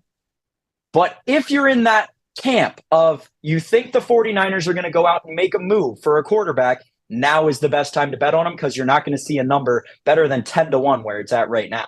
Yeah, it's very true. In general, though, if you were doing futures betting, do you almost go chalk here with a Kansas City? If you're just looking to park your money someplace safe, is it sort of like the Apple stock of NFL Super Bowl, futures betting? Do you just park it in a Kansas City? I don't mind Kansas City. And again, back to your original point, these are investments. What we're hoping for is to put this bet down, and when the playoffs start, FanDuel or MGM or whatever book you may be using to be offering you a cash out that's higher than your original bet, so you can guarantee yourself profit.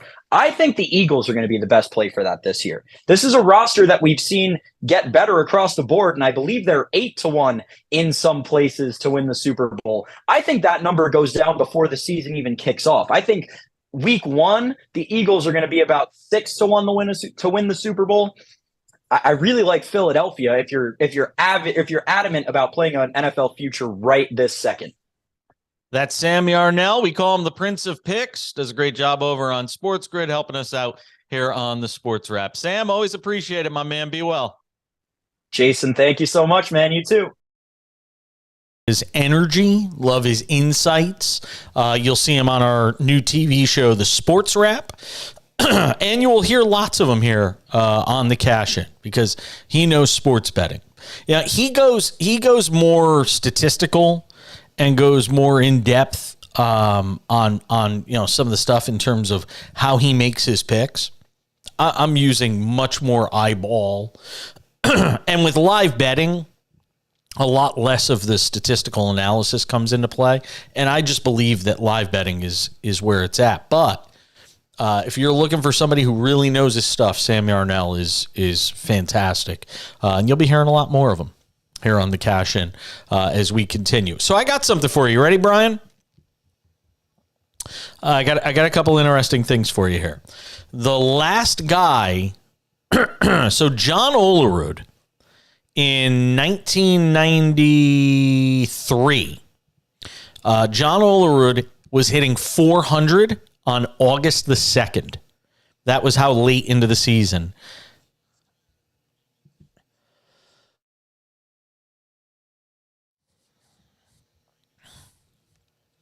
Yeah, I'll check his in a second, but this is interesting because everybody always talks about, well, Tony Gwynn, we were robbed in 94 because of the work stoppage of Tony Gwynn potentially hitting 400. But the guy who carried it latest into the season was the August 2nd, I believe, of John Olerud. Tony Gwynn, believe it or not, the year he hit 394 and the season ended in like August 11th or whatever it was, he actually was never hitting 400 in the second half of the year. He was just staying in the high 390s. We'll come back. I'll talk more about that Gwynn stuff on the other side as we continue on the Cash In at SportsMap Radio.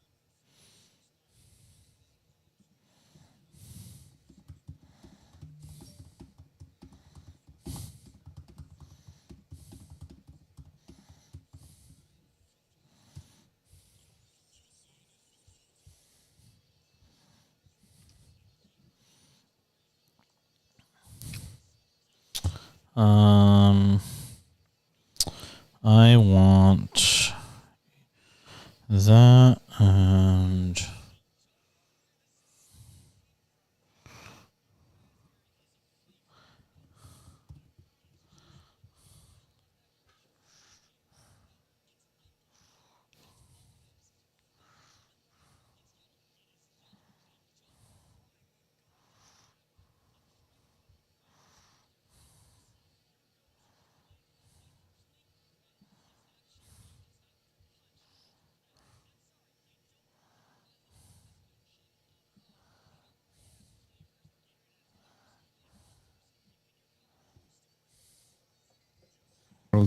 when Jokic and Jamal are playmaking off each other like that, how unique.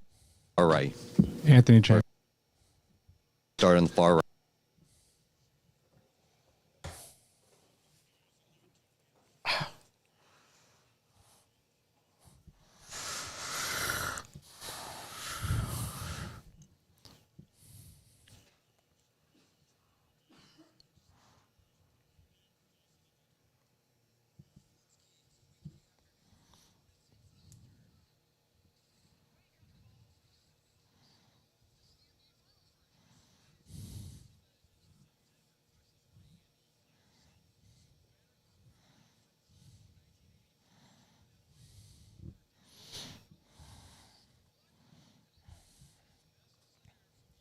Corbin Carroll now hitting over 300 with a 4-hit game tonight.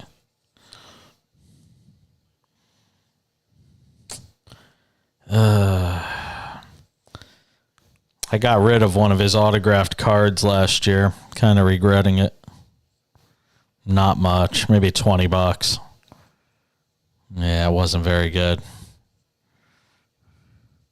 I've made 2 really bad sells.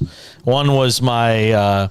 I had a Julio Rodriguez autographed card to 50 and it was a minor league autographed card of his numbered to 50 that I got rid of during early in his rookie season when he was struggling.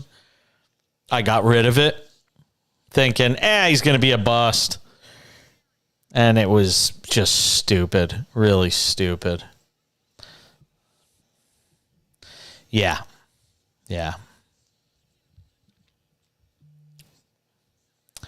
Yeah.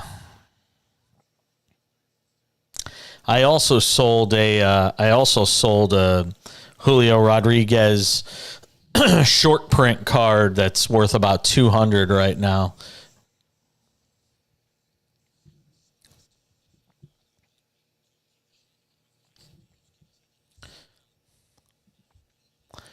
So John Olerud was hitting 400 on August 2nd of the 93 season. Tony Gwynn was hitting 394 when the work stoppage ended the 94 season. But during that season, interestingly enough, the last time he actually had an average of over 400 was on May 15th when he was hitting 408. Then he had an 0 for 3, went down to 398, and it never got back over 400. Still, a lot of people thought he had the most realistic chance of hitting 400 that year. Todd Helton, who does not belong in the Hall of Fame, but is.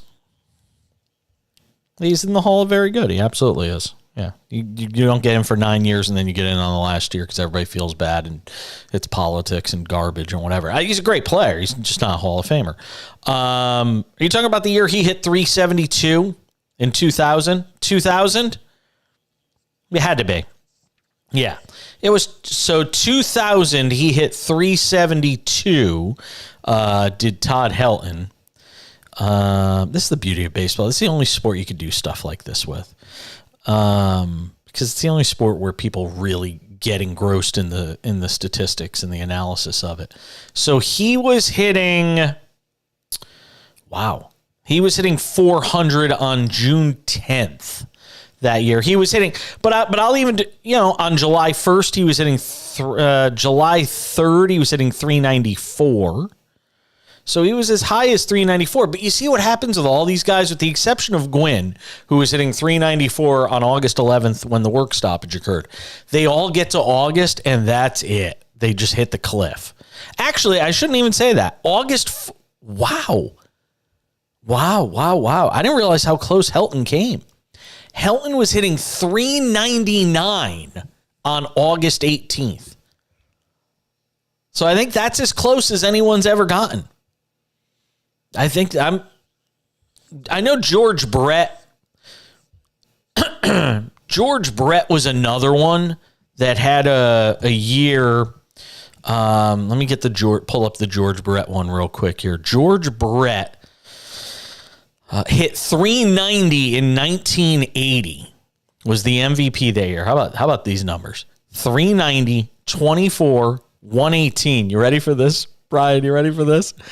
In 515 plate appearances, he struck out 22 times. Joey Gallo strikes out 22 times in a week. Oh my God. 390. He struck out 22 times. I mean, it's just silly. 390, he struck out 22 times. His OPS was 1.118. Wow, what an amazing player. What an amazing player he was. Jesus. He even stole 15 bases that year. He had a couple of years where he stole some bases. So he had 390 in 1980. And I just want to see how deep he took it.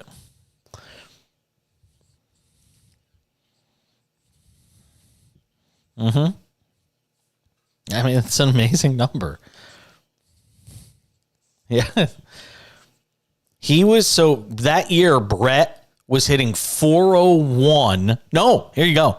George Brett was hitting 400 on September 19th. Game 148, he took it to. Wow. And then he hit the skids. Matter of fact, it was interesting because he hit the skids right, and the Royals went through a stretch where they lost 8 straight. Between September 20th, my birthday, I was 3, and they lost 8 straight between September 20th and the 28th, which pretty much doomed their season. I don't know what they did that year in 80. I'm not sure what the record was.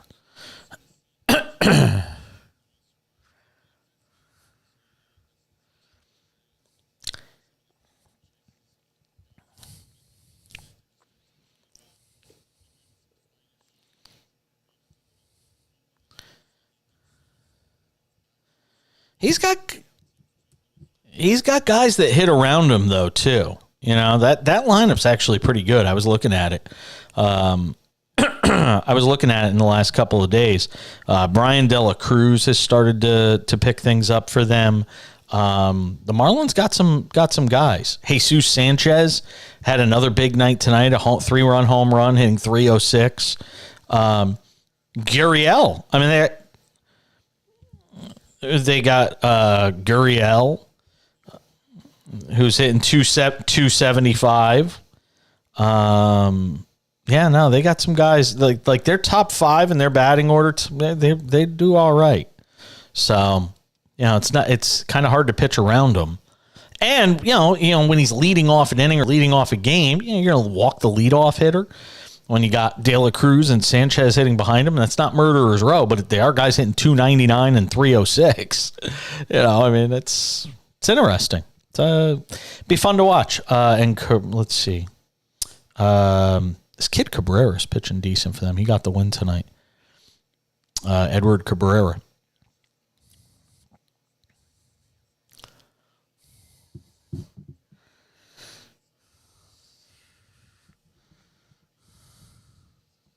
Dominant.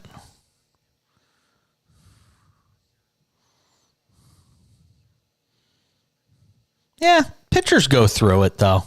You know, pitchers go through that stuff. Yeah. Yeah, why are you saying he's washed up, Brian? Why are you saying he's washed, man?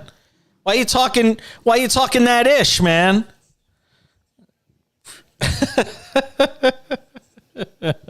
What did I say I was going to talk about in the last segment of the hour? We discussed it off the air. You can't remember? If I've got to be our memory, then we're screwed. Yeah, but I have brain damage.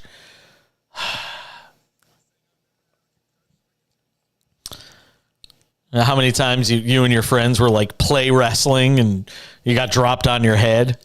Somebody gave you a tombstone pile driver or something like that?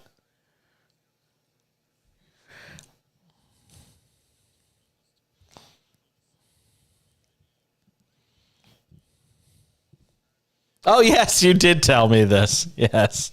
Yes. Oh, yeah. Ding, ding, ding, ding, ding, ding, ding, ding, ding. Ding, ding, ding, ding, ding. Ding, ding, ding. Without question. We have a text question tonight. I want to get into it. I'll bring it up again at the start of the next hour. But Brian and I were debating tonight. Has taunting in baseball from hitters and pitchers alike, but mostly from hitters, has it gotten to the point now where it's crossed the line? And I brought it up because Pete Alonso running around the bases last night was yelling at Bryce Elder, the rookie pitcher, stud pitcher, future ace of the Braves, running around the bases saying, throw it again, after he hung a breaking ball, and Alonso hit it about 17 miles to Gwinnett. Well, as it turned out, you know, he yelled running around the bases. Mets wound up losing the game. They lost again tonight, and Alonso got plunked with a pitch. Now, the pitch that he got hit with did not look intentional, but it did bring to mind for me that the taunting stuff in baseball, all right, we've gotten to the point where bat flips are acceptable. Fine. This new artistic thing of flipping the bat. Great. How far does it go? You know, that sort of stuff. Great. I think it's gone too far when you start yelling at guys running around the bases, though. And I think at some point, baseball is going to have to step in because somebody's going to get drilled by a pitch in the head one day when you get a pitcher who gets upset after that. You know, and it may not even be the guy who was doing the taunting. It might be the next guy that comes up who just winds up being the victim of what the, you know, selfish guy in front of him did, showboating, running around the bases. So we threw out the question tonight on the text line, 888-670-8549, 888-670-8549. I believe taunting has gone too far. Brian thinks it's just fine. Let it go. Who cares about the kids of today and what they see on TV? Yes, absolutely. So the question we're asking on the text line tonight, 888-670-8549. Do you agree with me that taunting has gone too far, or do you agree with Brian that it's just fine to taunt guys as you run around the bases. Heck, throw them the F-bomb, flip a bird, make fun of their dead mother. It doesn't matter. You can say whatever you want. It's just a game. If you agree with...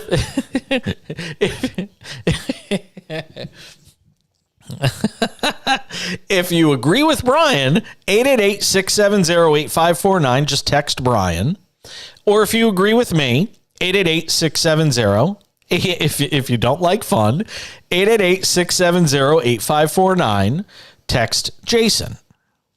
And you could also tell us your name and where you're texting from.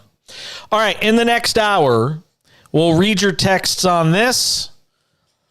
Post-game reaction out of Miami where the Heat lose to the Nuggets and a whole bunch more. It's probably Dave in Connecticut. We'll take him.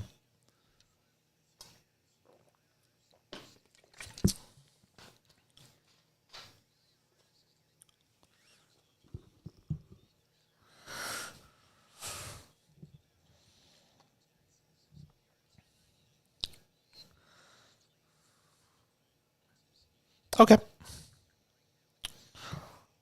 Yeah, he wants to talk about the the topic on hand.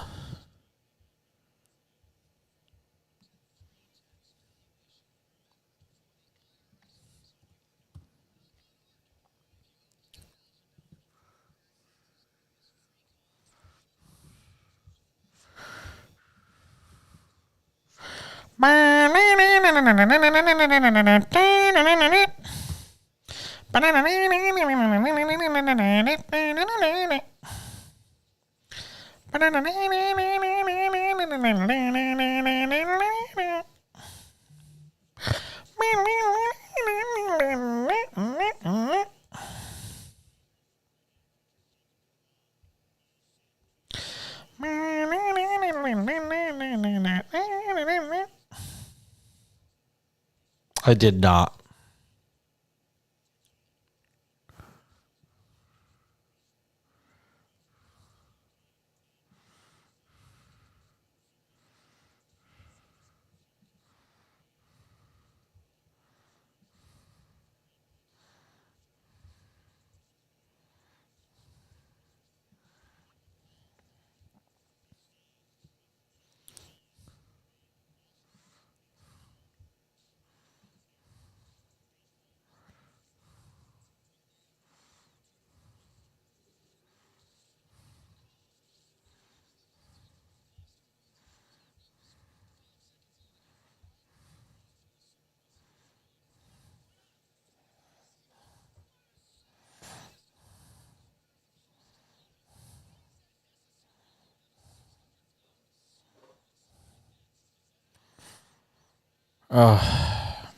I got so many Omaha steaks in my freezer right now.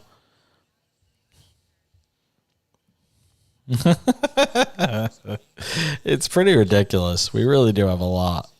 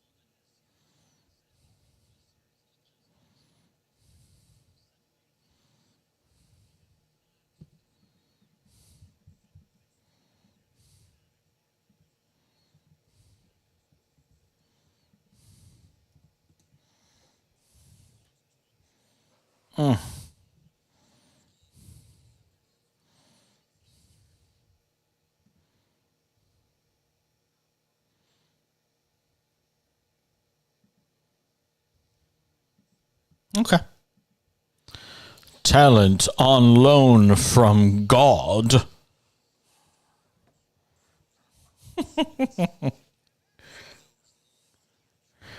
Boom, boom, boom, boom, boom, boom, boom.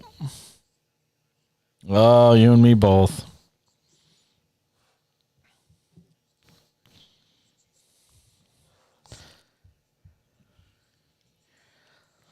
Final hour of a Wednesday/Thursday edition of the show. Thank you for being a part of it. SportsMap Radio, the SportsMap Radio app. You can watch us on Twitter at the back page, on Twitch, Jason Page 77, or just look for the Cash In with Jason Page on Facebook or YouTube. If you miss any of the show, we got a podcast. It's called The Cash In with Jason Page. Question of the night: has taunting in baseball gone too far? I say yes. Brian says no. The No Fun League. Yeah, I know. I'm such a Debbie Downer. Wah, wah. The text line is open for this question. 888-670-8549. Has taunting in baseball gone too far? The bat flip was one thing, but running around the bases, yelling at the pitcher, doing a Josh Naylor, doing what Pete Alonso did last night where he's running around the bases saying, throw it again. And then his team lost. Then he got plunked by a pitch and had to leave the game tonight. Has it gone too far? I think it has. And I'm really not the old fogey. I am not the guy on the porch saying, get off my lawn. That's really not me. I'm all about fun. I am Mr. Fun. But I want to know what you guys think. So hit me up on the text line. Brian thinks it's just fine the way it is. So if you think Brian's right, text Brian to 888-670-8549, 888-670-8549, or text Jason if you think I'm right to 888-670-8549. Text from the 920, that's Jerry in Louisville, Texas. He says Jason. Jacob in Houston says Brian. Good American. America. That's America. 920, that's Green Bay, Wisconsin area. Hello, Green Bay. Green Bay, hello. They say Brian. So those are what we've got so far for votes. America. Give me Dave in Connecticut, who's decided to call in at 800-224-2004, 800-224-2004. And I would imagine he has an opinion on this as well. Hello, Dave.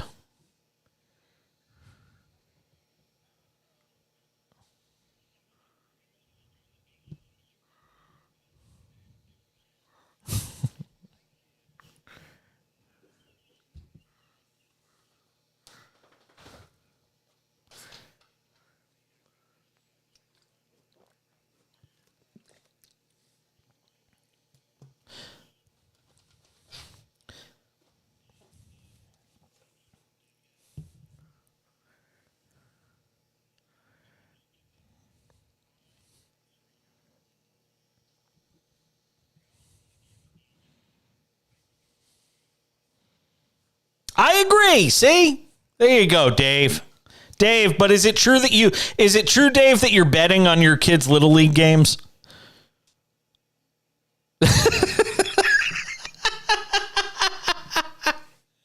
Dave, are you betting overs and unders? Are you doing live bets on your kids' game with other fans in the stands?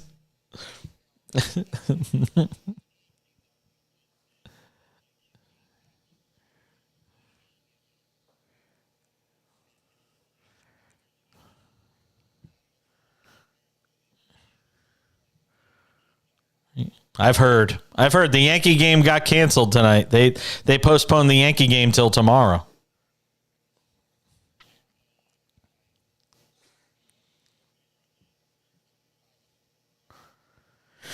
I can't imagine it being that much better tomorrow than it would have been tonight. Yeah.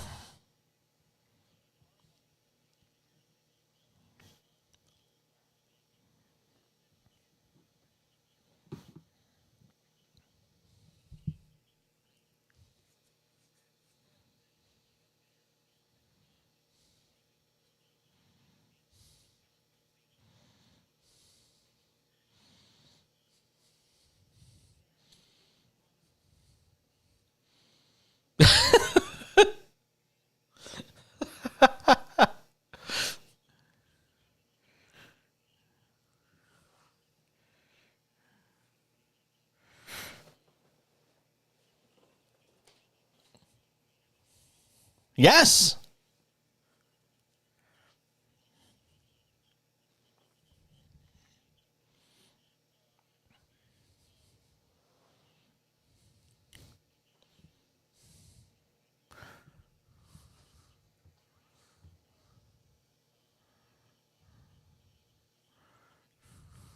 Put the ball down, walk back to the deadline. Yeah, yeah.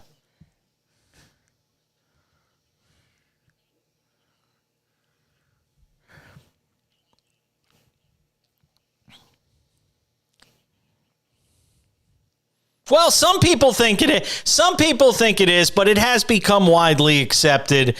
And if you throw at somebody after they do a bat flip, you're going to get tossed. I got to be honest. If somebody runs around the bases yelling at me the way Pete Alonso did to Bryce Elder, and a guy gets mad and throws one at his ribs the next time up, I can understand it. The unwritten rules. See, Brian, it's the unwritten rules.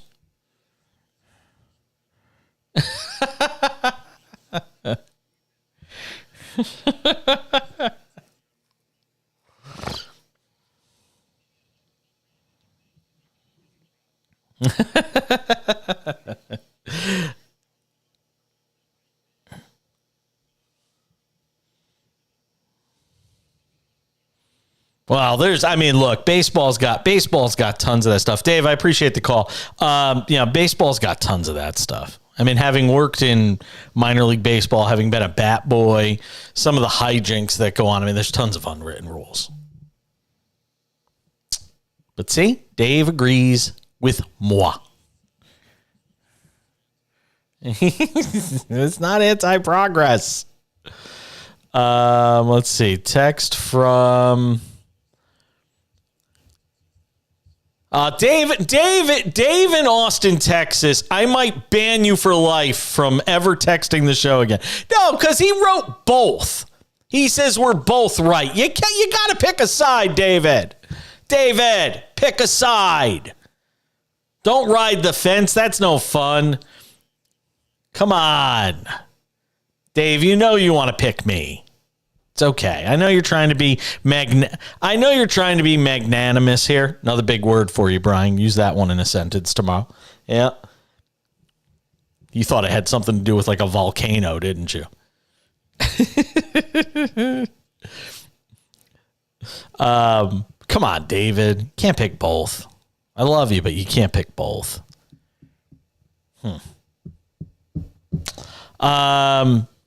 The text line 888-670-8549. Taunting gone too far, like I say, or taunting is just fine the way it is, courtesy of Brian. You can let us know. All right, in this hour, two big stories. One, the Live Golf PGA Tour merger. We'll get some comments from Damon Hack, who does a great job with the Golf Channel. He's the host of Golf Today, which you can catch afternoons. I didn't know this until I talked to Damon today. Yesterday, the Golf Channel went 8 hours commercial free when the news of Live Golf and the PGA Tour merger came out. They actually went commercial free for 8 hours. That's crazy. 8 hours of no commercials? Come on.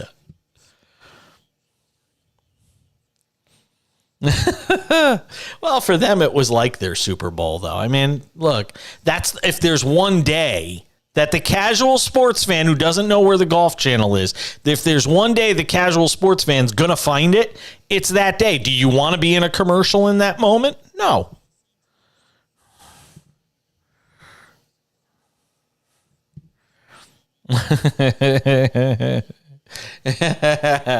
They'll do make goods. You know the way it works. They'll make them good.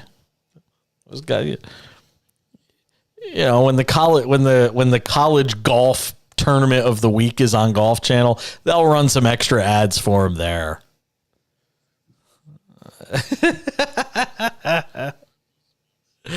Yeah. I think Jay Monahan's not going to make it through this, by the way. I think he's going to be.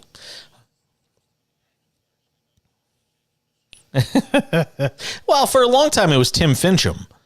And a lot of people knew him because he was a mainstay on the tour forever and highly respected. And now Jay Monahan has come in. And I think, he's got his golden parachute lined up. So if he got forced out tomorrow, he's still getting paid off. The Saudis are going to take good care of him. You can count on it. David in Austin, Texas has said, Jason, listening on 104.9 The Horn in Austin. So I have taken the lead. Love you, Austin. Thinking about coming out there in a month. My husband has to fly to Austin for a couple of days for work. Thinking about maybe making a little trip to Austin. We'll come back. We'll hear from Eric Spoelstra, head coach of the Heat, after a loss in Game 3 of the NBA Finals. It's the Cash-In. Thank you. What'd you say? It might be, my husband has to go, I think, July 7th and 8th for work. Well, I think it's like a Friday, Saturday trip or something like that. I don't know. I might look into going.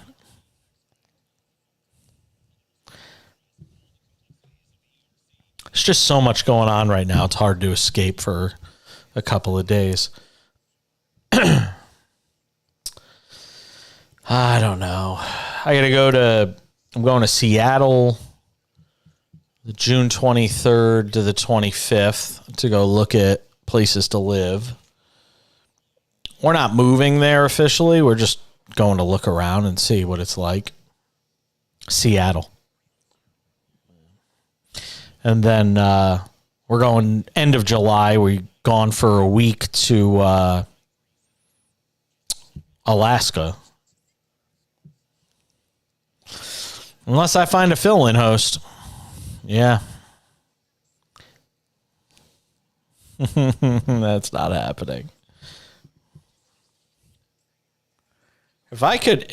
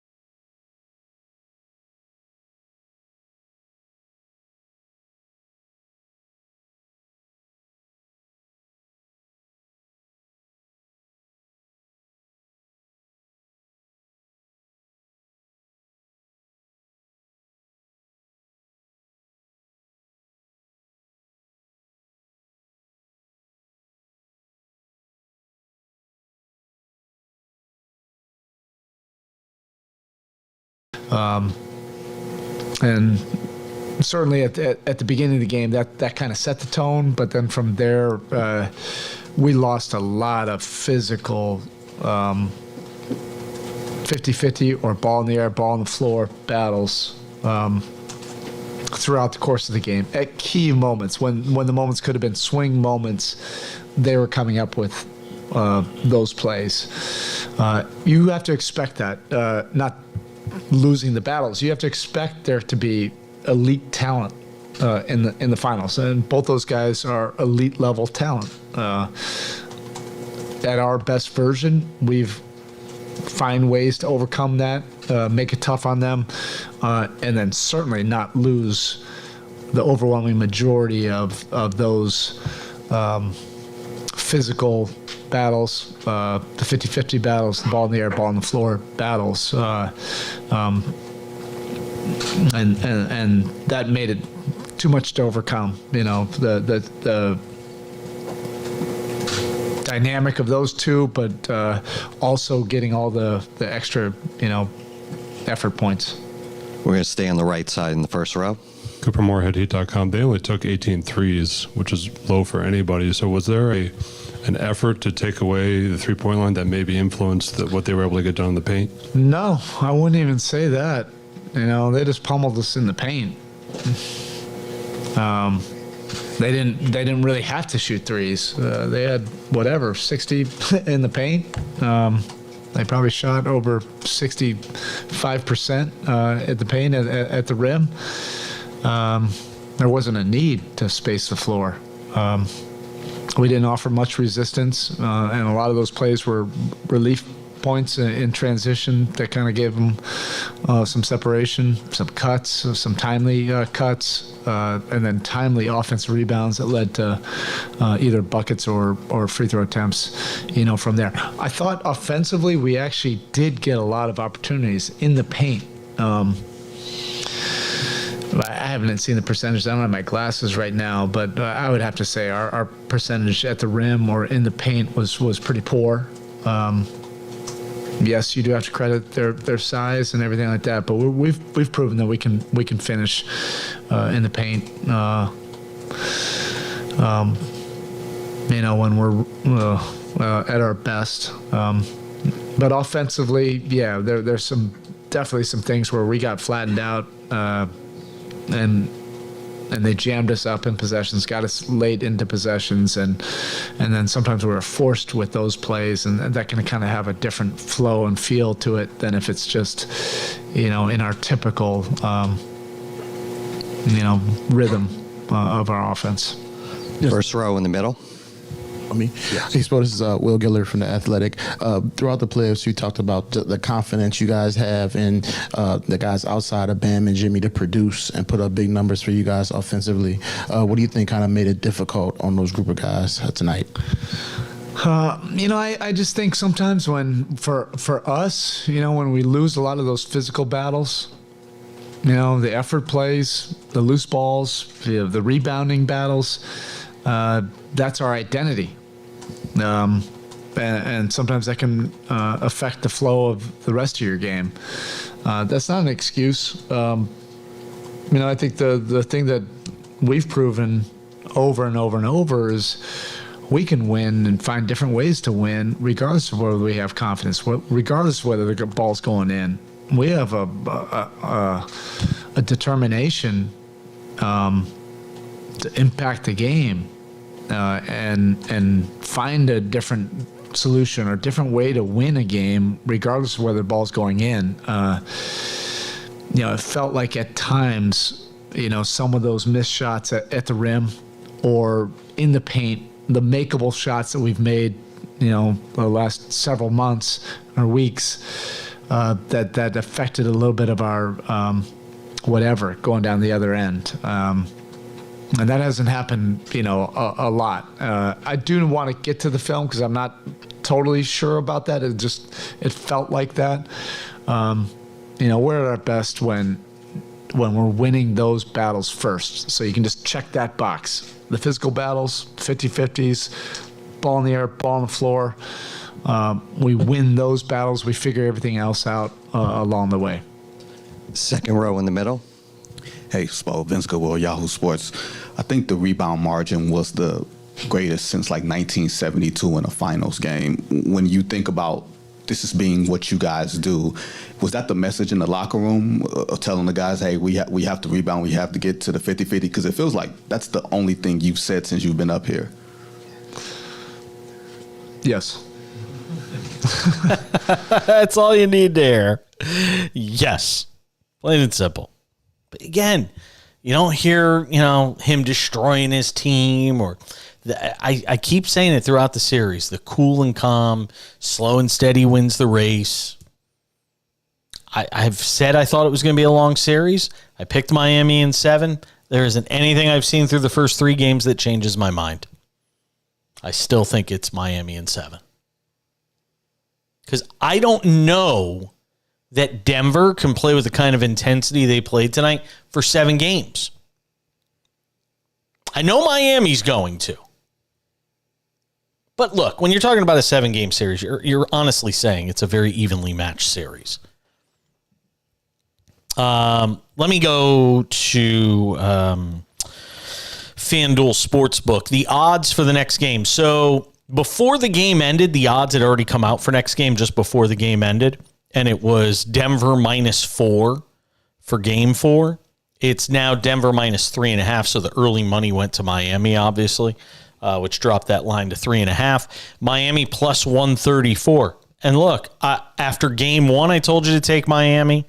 After game 1, I told you to take Miami. After game 3, I'm telling you to take Miami. This series will be 2-2 going back to Denver for game 5. Book it. Book it. Just telling you. Big night in baseball tonight. Big star for the Cincinnati Reds, this kid, number 1 prospect in baseball. Ellie De La Cruz did something pretty cool against the Dodgers. Now he's got to face Ellie De La Cruz, who appeared to be consciously pitched around at times in his major league debut. Oh, goodness! That ball had a family! In game 2, his first home run, a 2-run bomb. That ball almost exited the ballpark. The hardest hit ball by a Red this year. That was nearly 115. It brought everyone to their feet. 458 feet for Ellie De La Cruz tonight.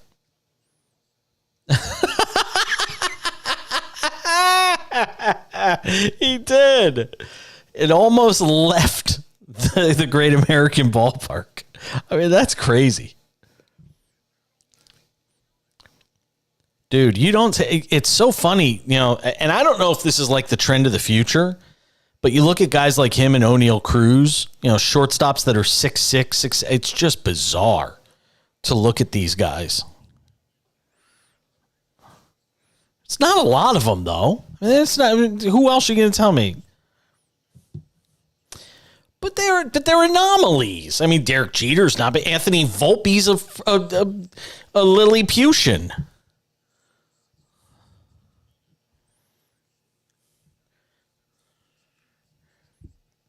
Freakish athleticism. Ellie De La Cruz making an impact. And I don't know what they're going to do because Nick Senzel is on the DL and he's going to come back. They're going to have to make some sort of corresponding move with his return. But I got to imagine Ellie De La Cruz is there to stay now in Cincinnati. Dave in Connecticut tells me the odds for Ellie De La Cruz hitting a home run was +430 tonight. Somebody made bank. Somebody was making some cash tonight. All right, so that's what we got for the Nuggets and Heat. And for the series now, the odds are Denver -1,200. This is crazy, this swing. Denver is -1,200 to win the series. Miami is +750. How are you not putting money on Miami at +750? Off of one game, the number jumped that much. We'll talk about the Live Golf PGA Tour merger on the other side, the 2-for-1 with Damon Hack of Golf Channel. Stay with us. It's the Cash In. Cope. So, Jason, first of all, it's great to be back with you. Put on a happy face.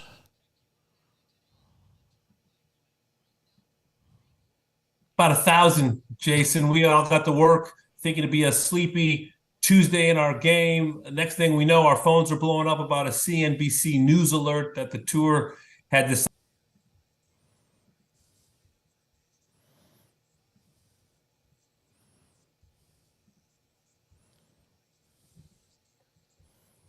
it happened.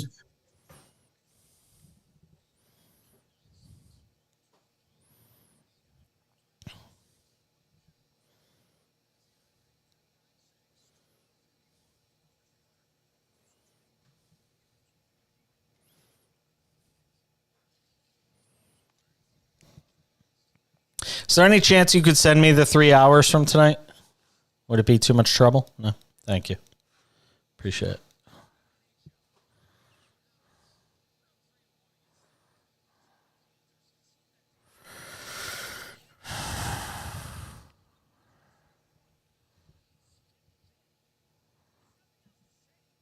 Who would have thought a year later, given they spit the bit. They spit the bit.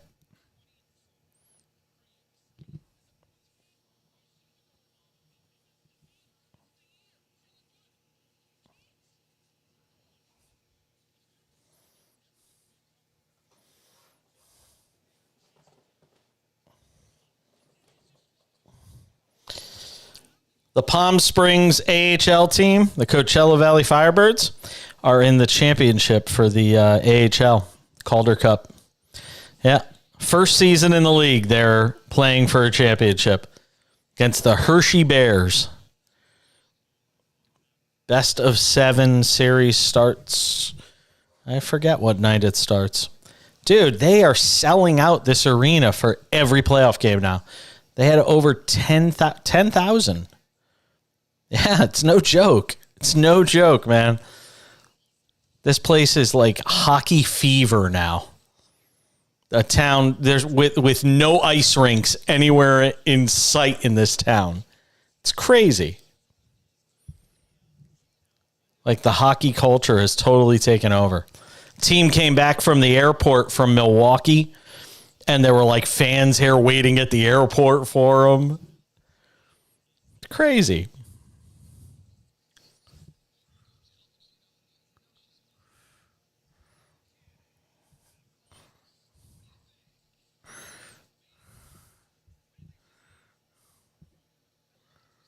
About 1,000, Jason. We all got to work thinking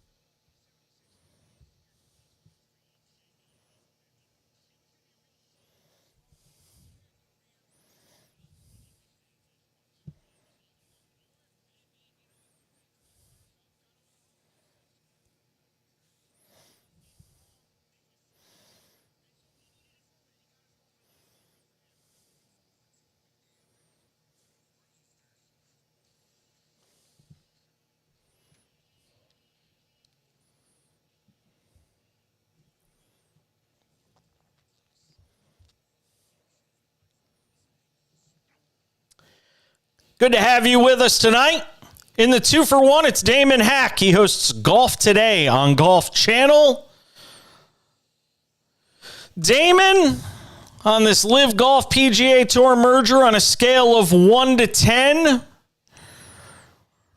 where would you rank your level of surprise? about 1,000, Jason. We all got to work thinking it'd be a sleepy Tuesday in our game. Next thing we know, our phones are blowing up about a CNBC news alert that the tour had decided to merge with this public investment fund, which ran Live and the DP World Tour, and thought it was April 1st and early June, and found out later that it was true, that it happened, not under a spotlight, but under secrecy, under cloak and dagger. A lot of the tour members had no idea. A lot of the PGA Tour partners had no idea. This was really high level between Jay Monahan and the governor of the Public Investment Fund, Yasser Al-Rumayyan. So here we are, and what this newfangled new company, I guess it's called, new CO, unnamed company, is going to look like, what the golf is going to look like, that all remains to be seen. Well, listen, I mean, this is crazy because you and I literally spoke almost a year ago to the day. I was looking back at the receipts on it. We spoke a year ago to the day on this live golf thing. And who would have thought a year later, given all the rhetoric we've heard between then and now, that we'd be at this point? I'm sure you've talked to Jay Monahan in the past. You know the powers that be at the PGA Tour. How is it that we got from there and everything we heard, and we've heard all the stuff from Jay Monahan invoking the 9/11 families, all of this, to get to this point? Hypocrisy is the number one word that comes to mind for most people, and even Jay Monahan acknowledges that it is. It is, and I think it's really one of those old school journalistic lessons that I learned, and mainly from reading Woodward and Bernstein and the Pentagon Papers and Watergate. It's follow the money.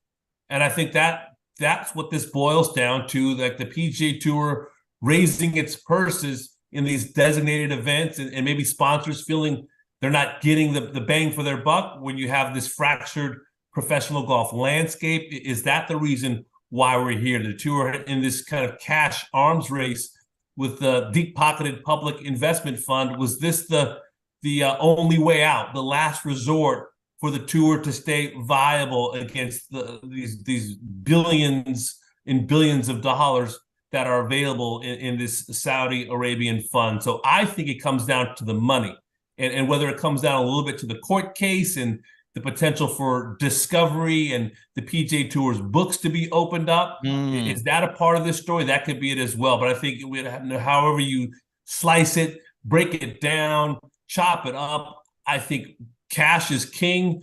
I think that's really what the bottom line is in this story.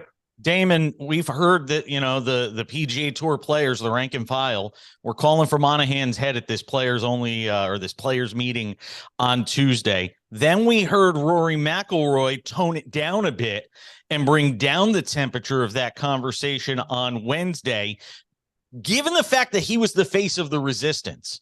And now is sort of shifting that a little bit. And yes, he's upset. And yes, he's frustrated. And he does feel betrayed, but still saying, Monahan's the guy. Do you think the others will fall in line behind him? Or is there going to be a real push to get Jay Monahan out of here? It's the $1 trillion question, isn't it? I mean, we'll find out just how the Saudis can afford it. The PIF can afford the $1 trillion question. Exactly. I don't know about the PGA Tour, though. And we're going to find out how much weight, how much trust remains. I think the word trust has been thrown around a lot the last couple of days. Trust being broken, bonds being broken, words being broken. Does Rory McIlroy have now the voice and temperature of his PGA Tour cohorts who are not as well paid as he is? Many of them passed up hundreds of millions of dollars potentially to leave a year ago. And now they're saying, what about us? Will we ever be made whole again? And whole is relative compared to, most human beings on the planet. Not a lot of people will be crying rivers of tears for PGA Tour professional golfers or athletes in general.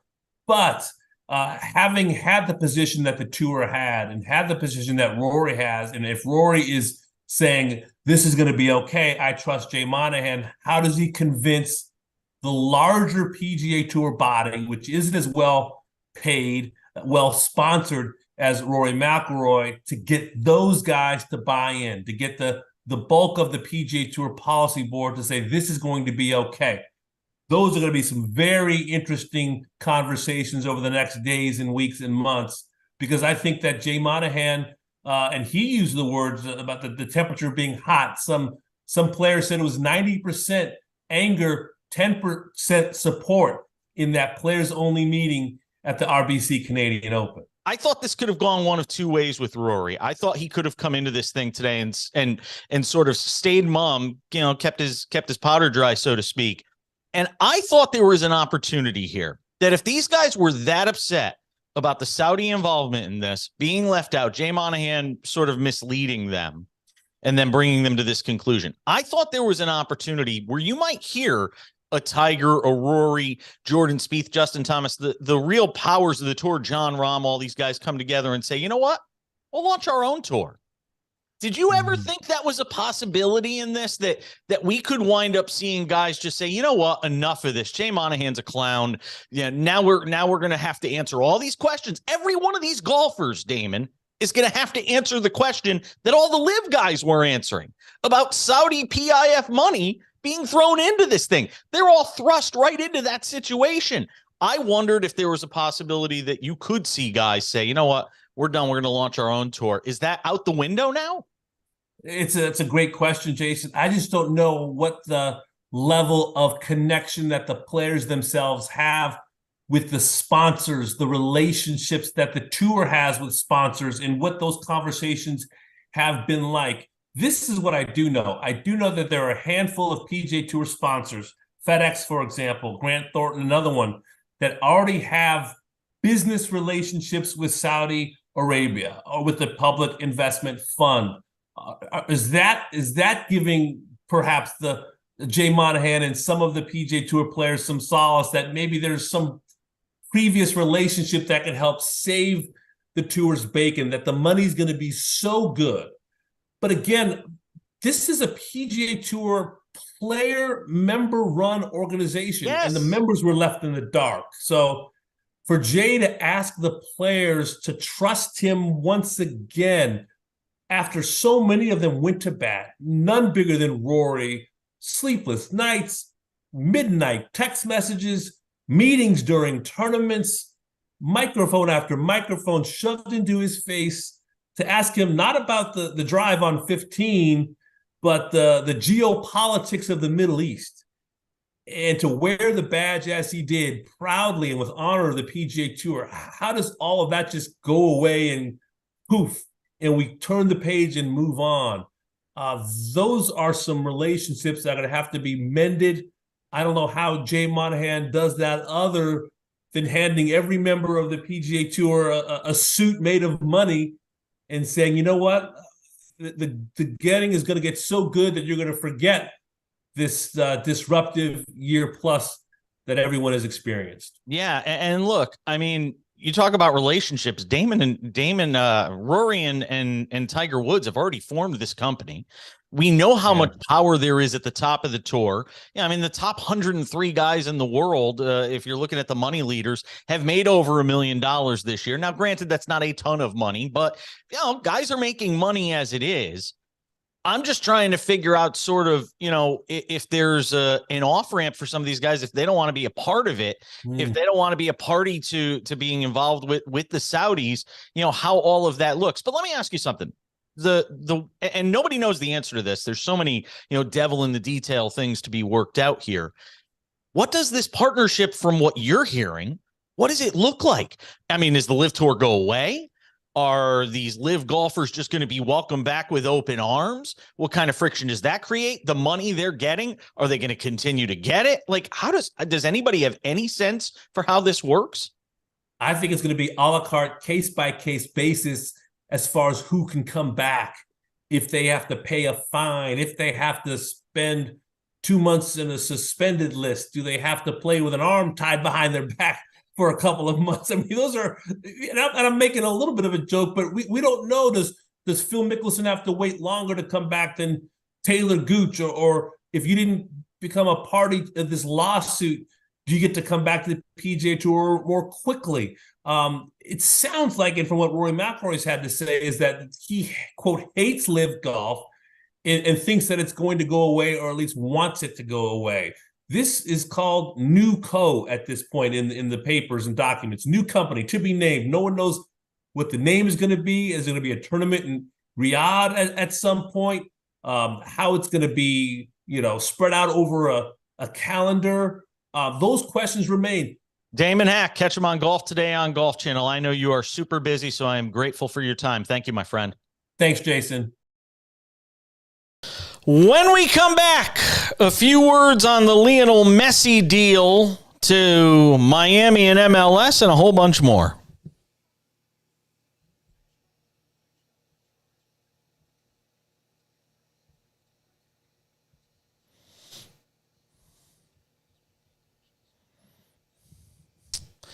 I got to do an impromptu, unscheduled live read on the other side for Omaha Steaks. Omaha.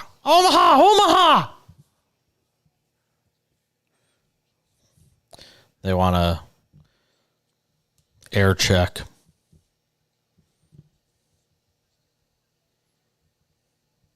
So I said I'd give them a free live read.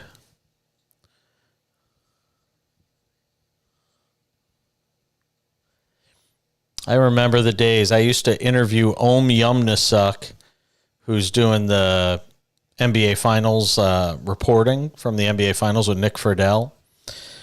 Om Yumnasuk used to be the New York Giants beat reporter for ESPN New York.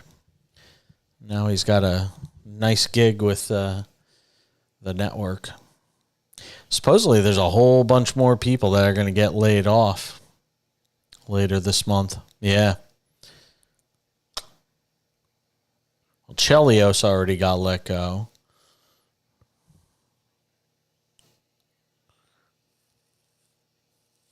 I can't wait to get this makeup off my face.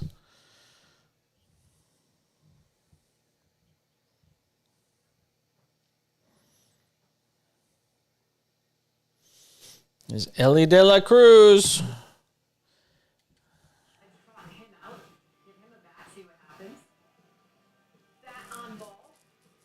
Oh, Joe Burrow hit a home run in BP today.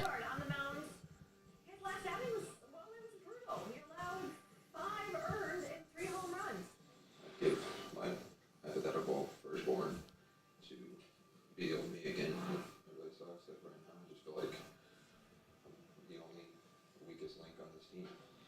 Oh boy, I'm not sure how the weak link would feel about this. Bottom to first, runner on second, Ellie De La Cruz. He is so far gone, he is almost quite literally out. Dude, Noah Syndergaard used to throw 100 miles an hour. He threw a fastball today. It was 92. The ball that De La Cruz hit out.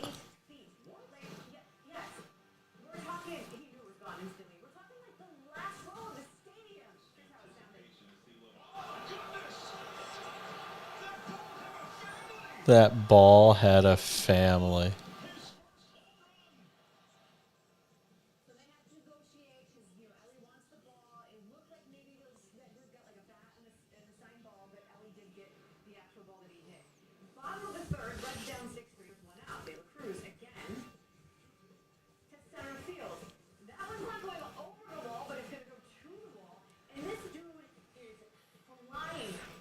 Triple. He had a home run and a triple in his first two at-bats.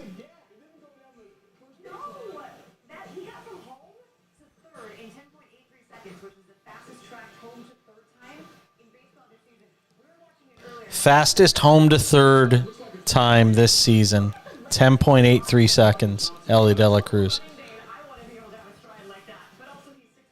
It's crazy.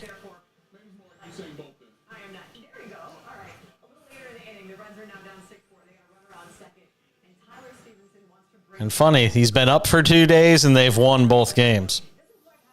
See what happens when you bring up your prospects instead of making them languish in the minors? Yeah. Oh, Noah Syndergaard got beat up again.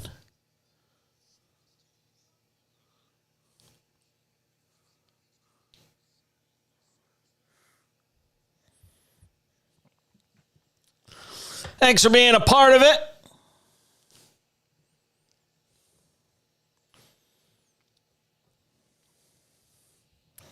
Good to have you all with us. SportsMap Radio. SportsMap Radio app. Phil Schoen is the one of the play-by-play voices for Inter Miami FC. Dude is cool. Also with BN Sports, Sirius XM FC. And we'll hear from him coming up in a couple minutes on the move, the anticipated move now of Lionel Messi to that team that plays in MLS. First, a word about my friends over at Omaha Steaks. If you are not eating Omaha Steaks yet, I have to ask the question, What are you waiting for? What are you doing for Father's Day? It's warming up all over the country. Maybe you're going to have a barbecue for dear old dad on his special day. What better way to tell your old man you care than with the gift of great food? And you can only get it from Omaha Steaks. You've heard me talking about them for months now. If I open up my fridge and turn the camera in that direction, you will see the bacon wrapped fillets, the pork chops, the jumbo franks, all that good stuff. Right now, you got to go to omahasteaks.com.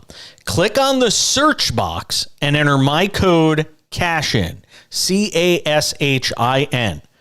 That'll give you access to Dad's favorite gift package. It's a special package for CASHIN listeners. You go into that search box, type the code CASHIN, CASHIN. Dad's favorite gift package for just $99.99. You'll also receive 8 free mouth-watering Omaha Steaks burgers. I mean, you can't do better than that. The package includes 4 bacon-wrapped fillets, 4 premium air-chilled boneless chicken breasts, 4 boneless pork chops, 4 gourmet jumbo franks, and 4 made-from-scratch caramel apple tartlets, and an Omaha Steaks seasoning. Dad's going to know you cared when he opens up that Omaha Steaks box. I can guarantee it. And every purchase, every one of them, backed by their unconditional money-back guarantee. So do it now.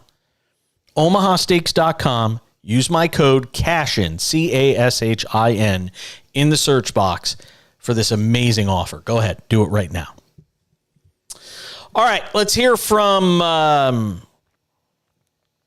a guy that knows a thing or two about what's going on right now when it comes to this situation in Miami with the MLS team down there. Phil Schoen joined me earlier today on the show to talk about the move of Lionel Messi to Inter Miami. And I mean, look, about 1,000. Jason, we all got the word. It's a huge move for MLS. The opportunity to get a transformational talent, even on the back end of his career, like Messi. I mean, he's a year removed from the Golden Boot, not even a year removed from the Golden Boot. Everybody knows what he did at the World Cup, leading Argentina to a World Cup.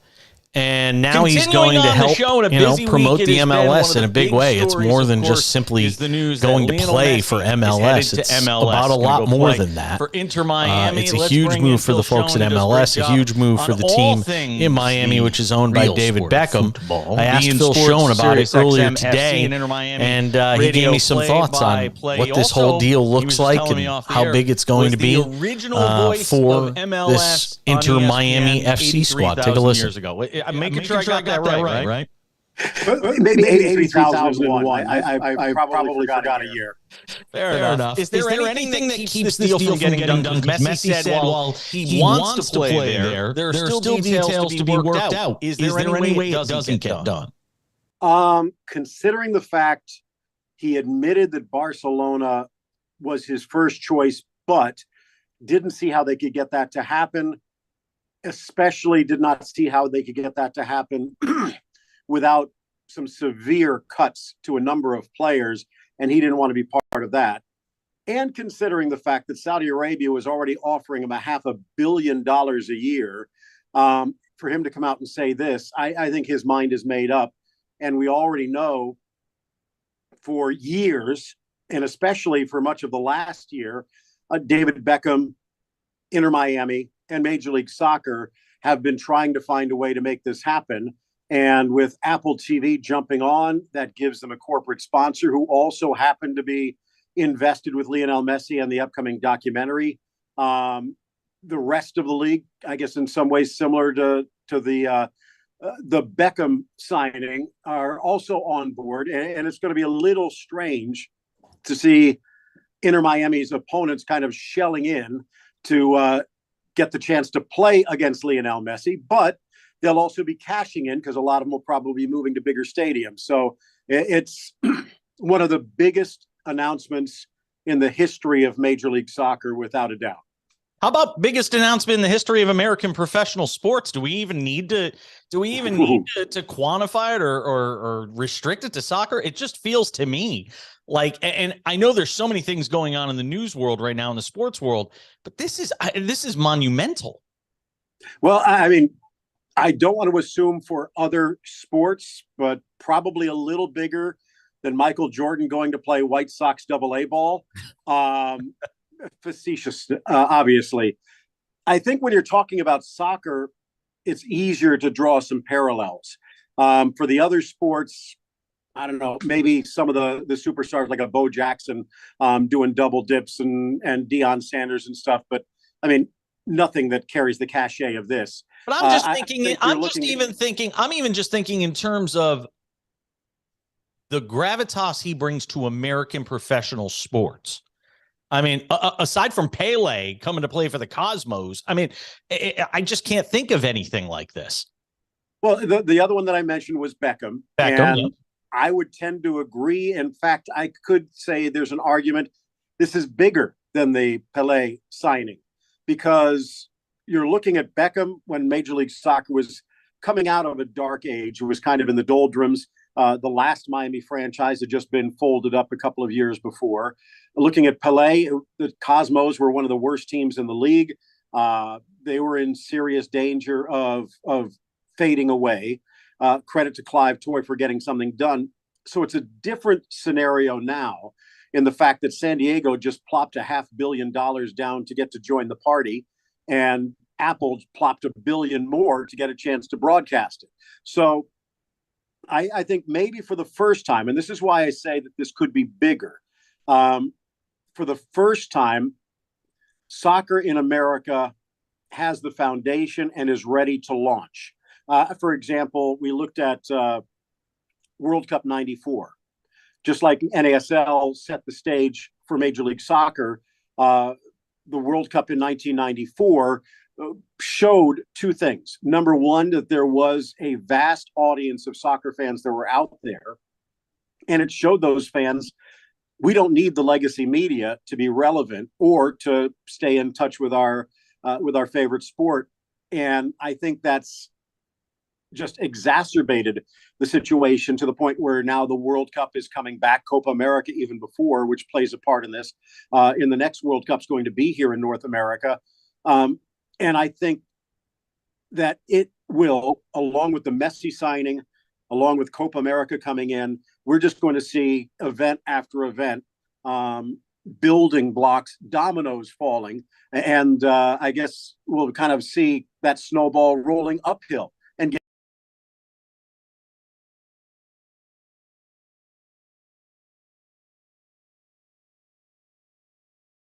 to the Cash In podcast, which you can go and subscribe to, download. It has all the best pieces from the show, and you don't have to listen to any of the commercials and all that stuff. It's great. Not that I would tell you not to listen to the commercials. We love our sponsors, but some people don't have the time. So go and check it out. Especially Omaha Steaks. Brian, you should take advantage. You should go and get that Omaha Steaks, that yummy goodness.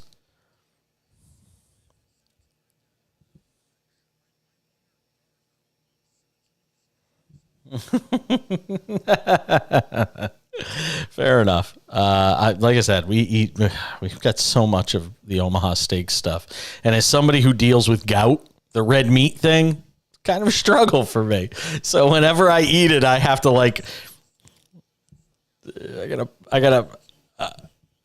I gotta pop the colchicine and the allopurinol in order to be able to eat it, but it's so worth it. It's just so good. It's such a great value for the quality.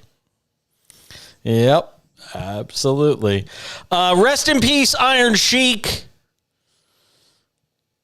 One of the all-time great heels in the history of wrestling.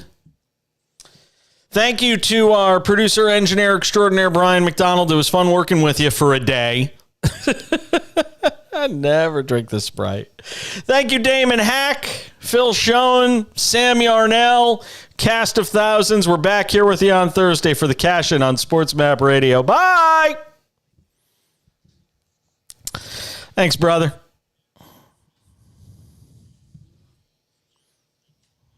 All right. Thank you. I appreciate it. I'll see you later. Part-time lover.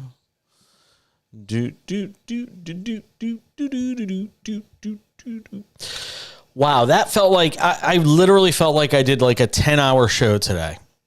It's just because a lot of people don't realize, we pre-taped 3 interviews today. Had to edit those interviews, put them into video form and all that. I'm just so tired. But it was fun hanging out with you guys tonight. Thanks for watching. Thanks for listening. We're back tomorrow, 10 p.m. Eastern, 7 p.m. Pacific, here on SportsMap Radio, SportsMap Radio app, and here on all of our video streams where I'm saying goodbye to you guys. Just us hanging out here. Thank you for watching. I'll see you all tomorrow. Have a great night.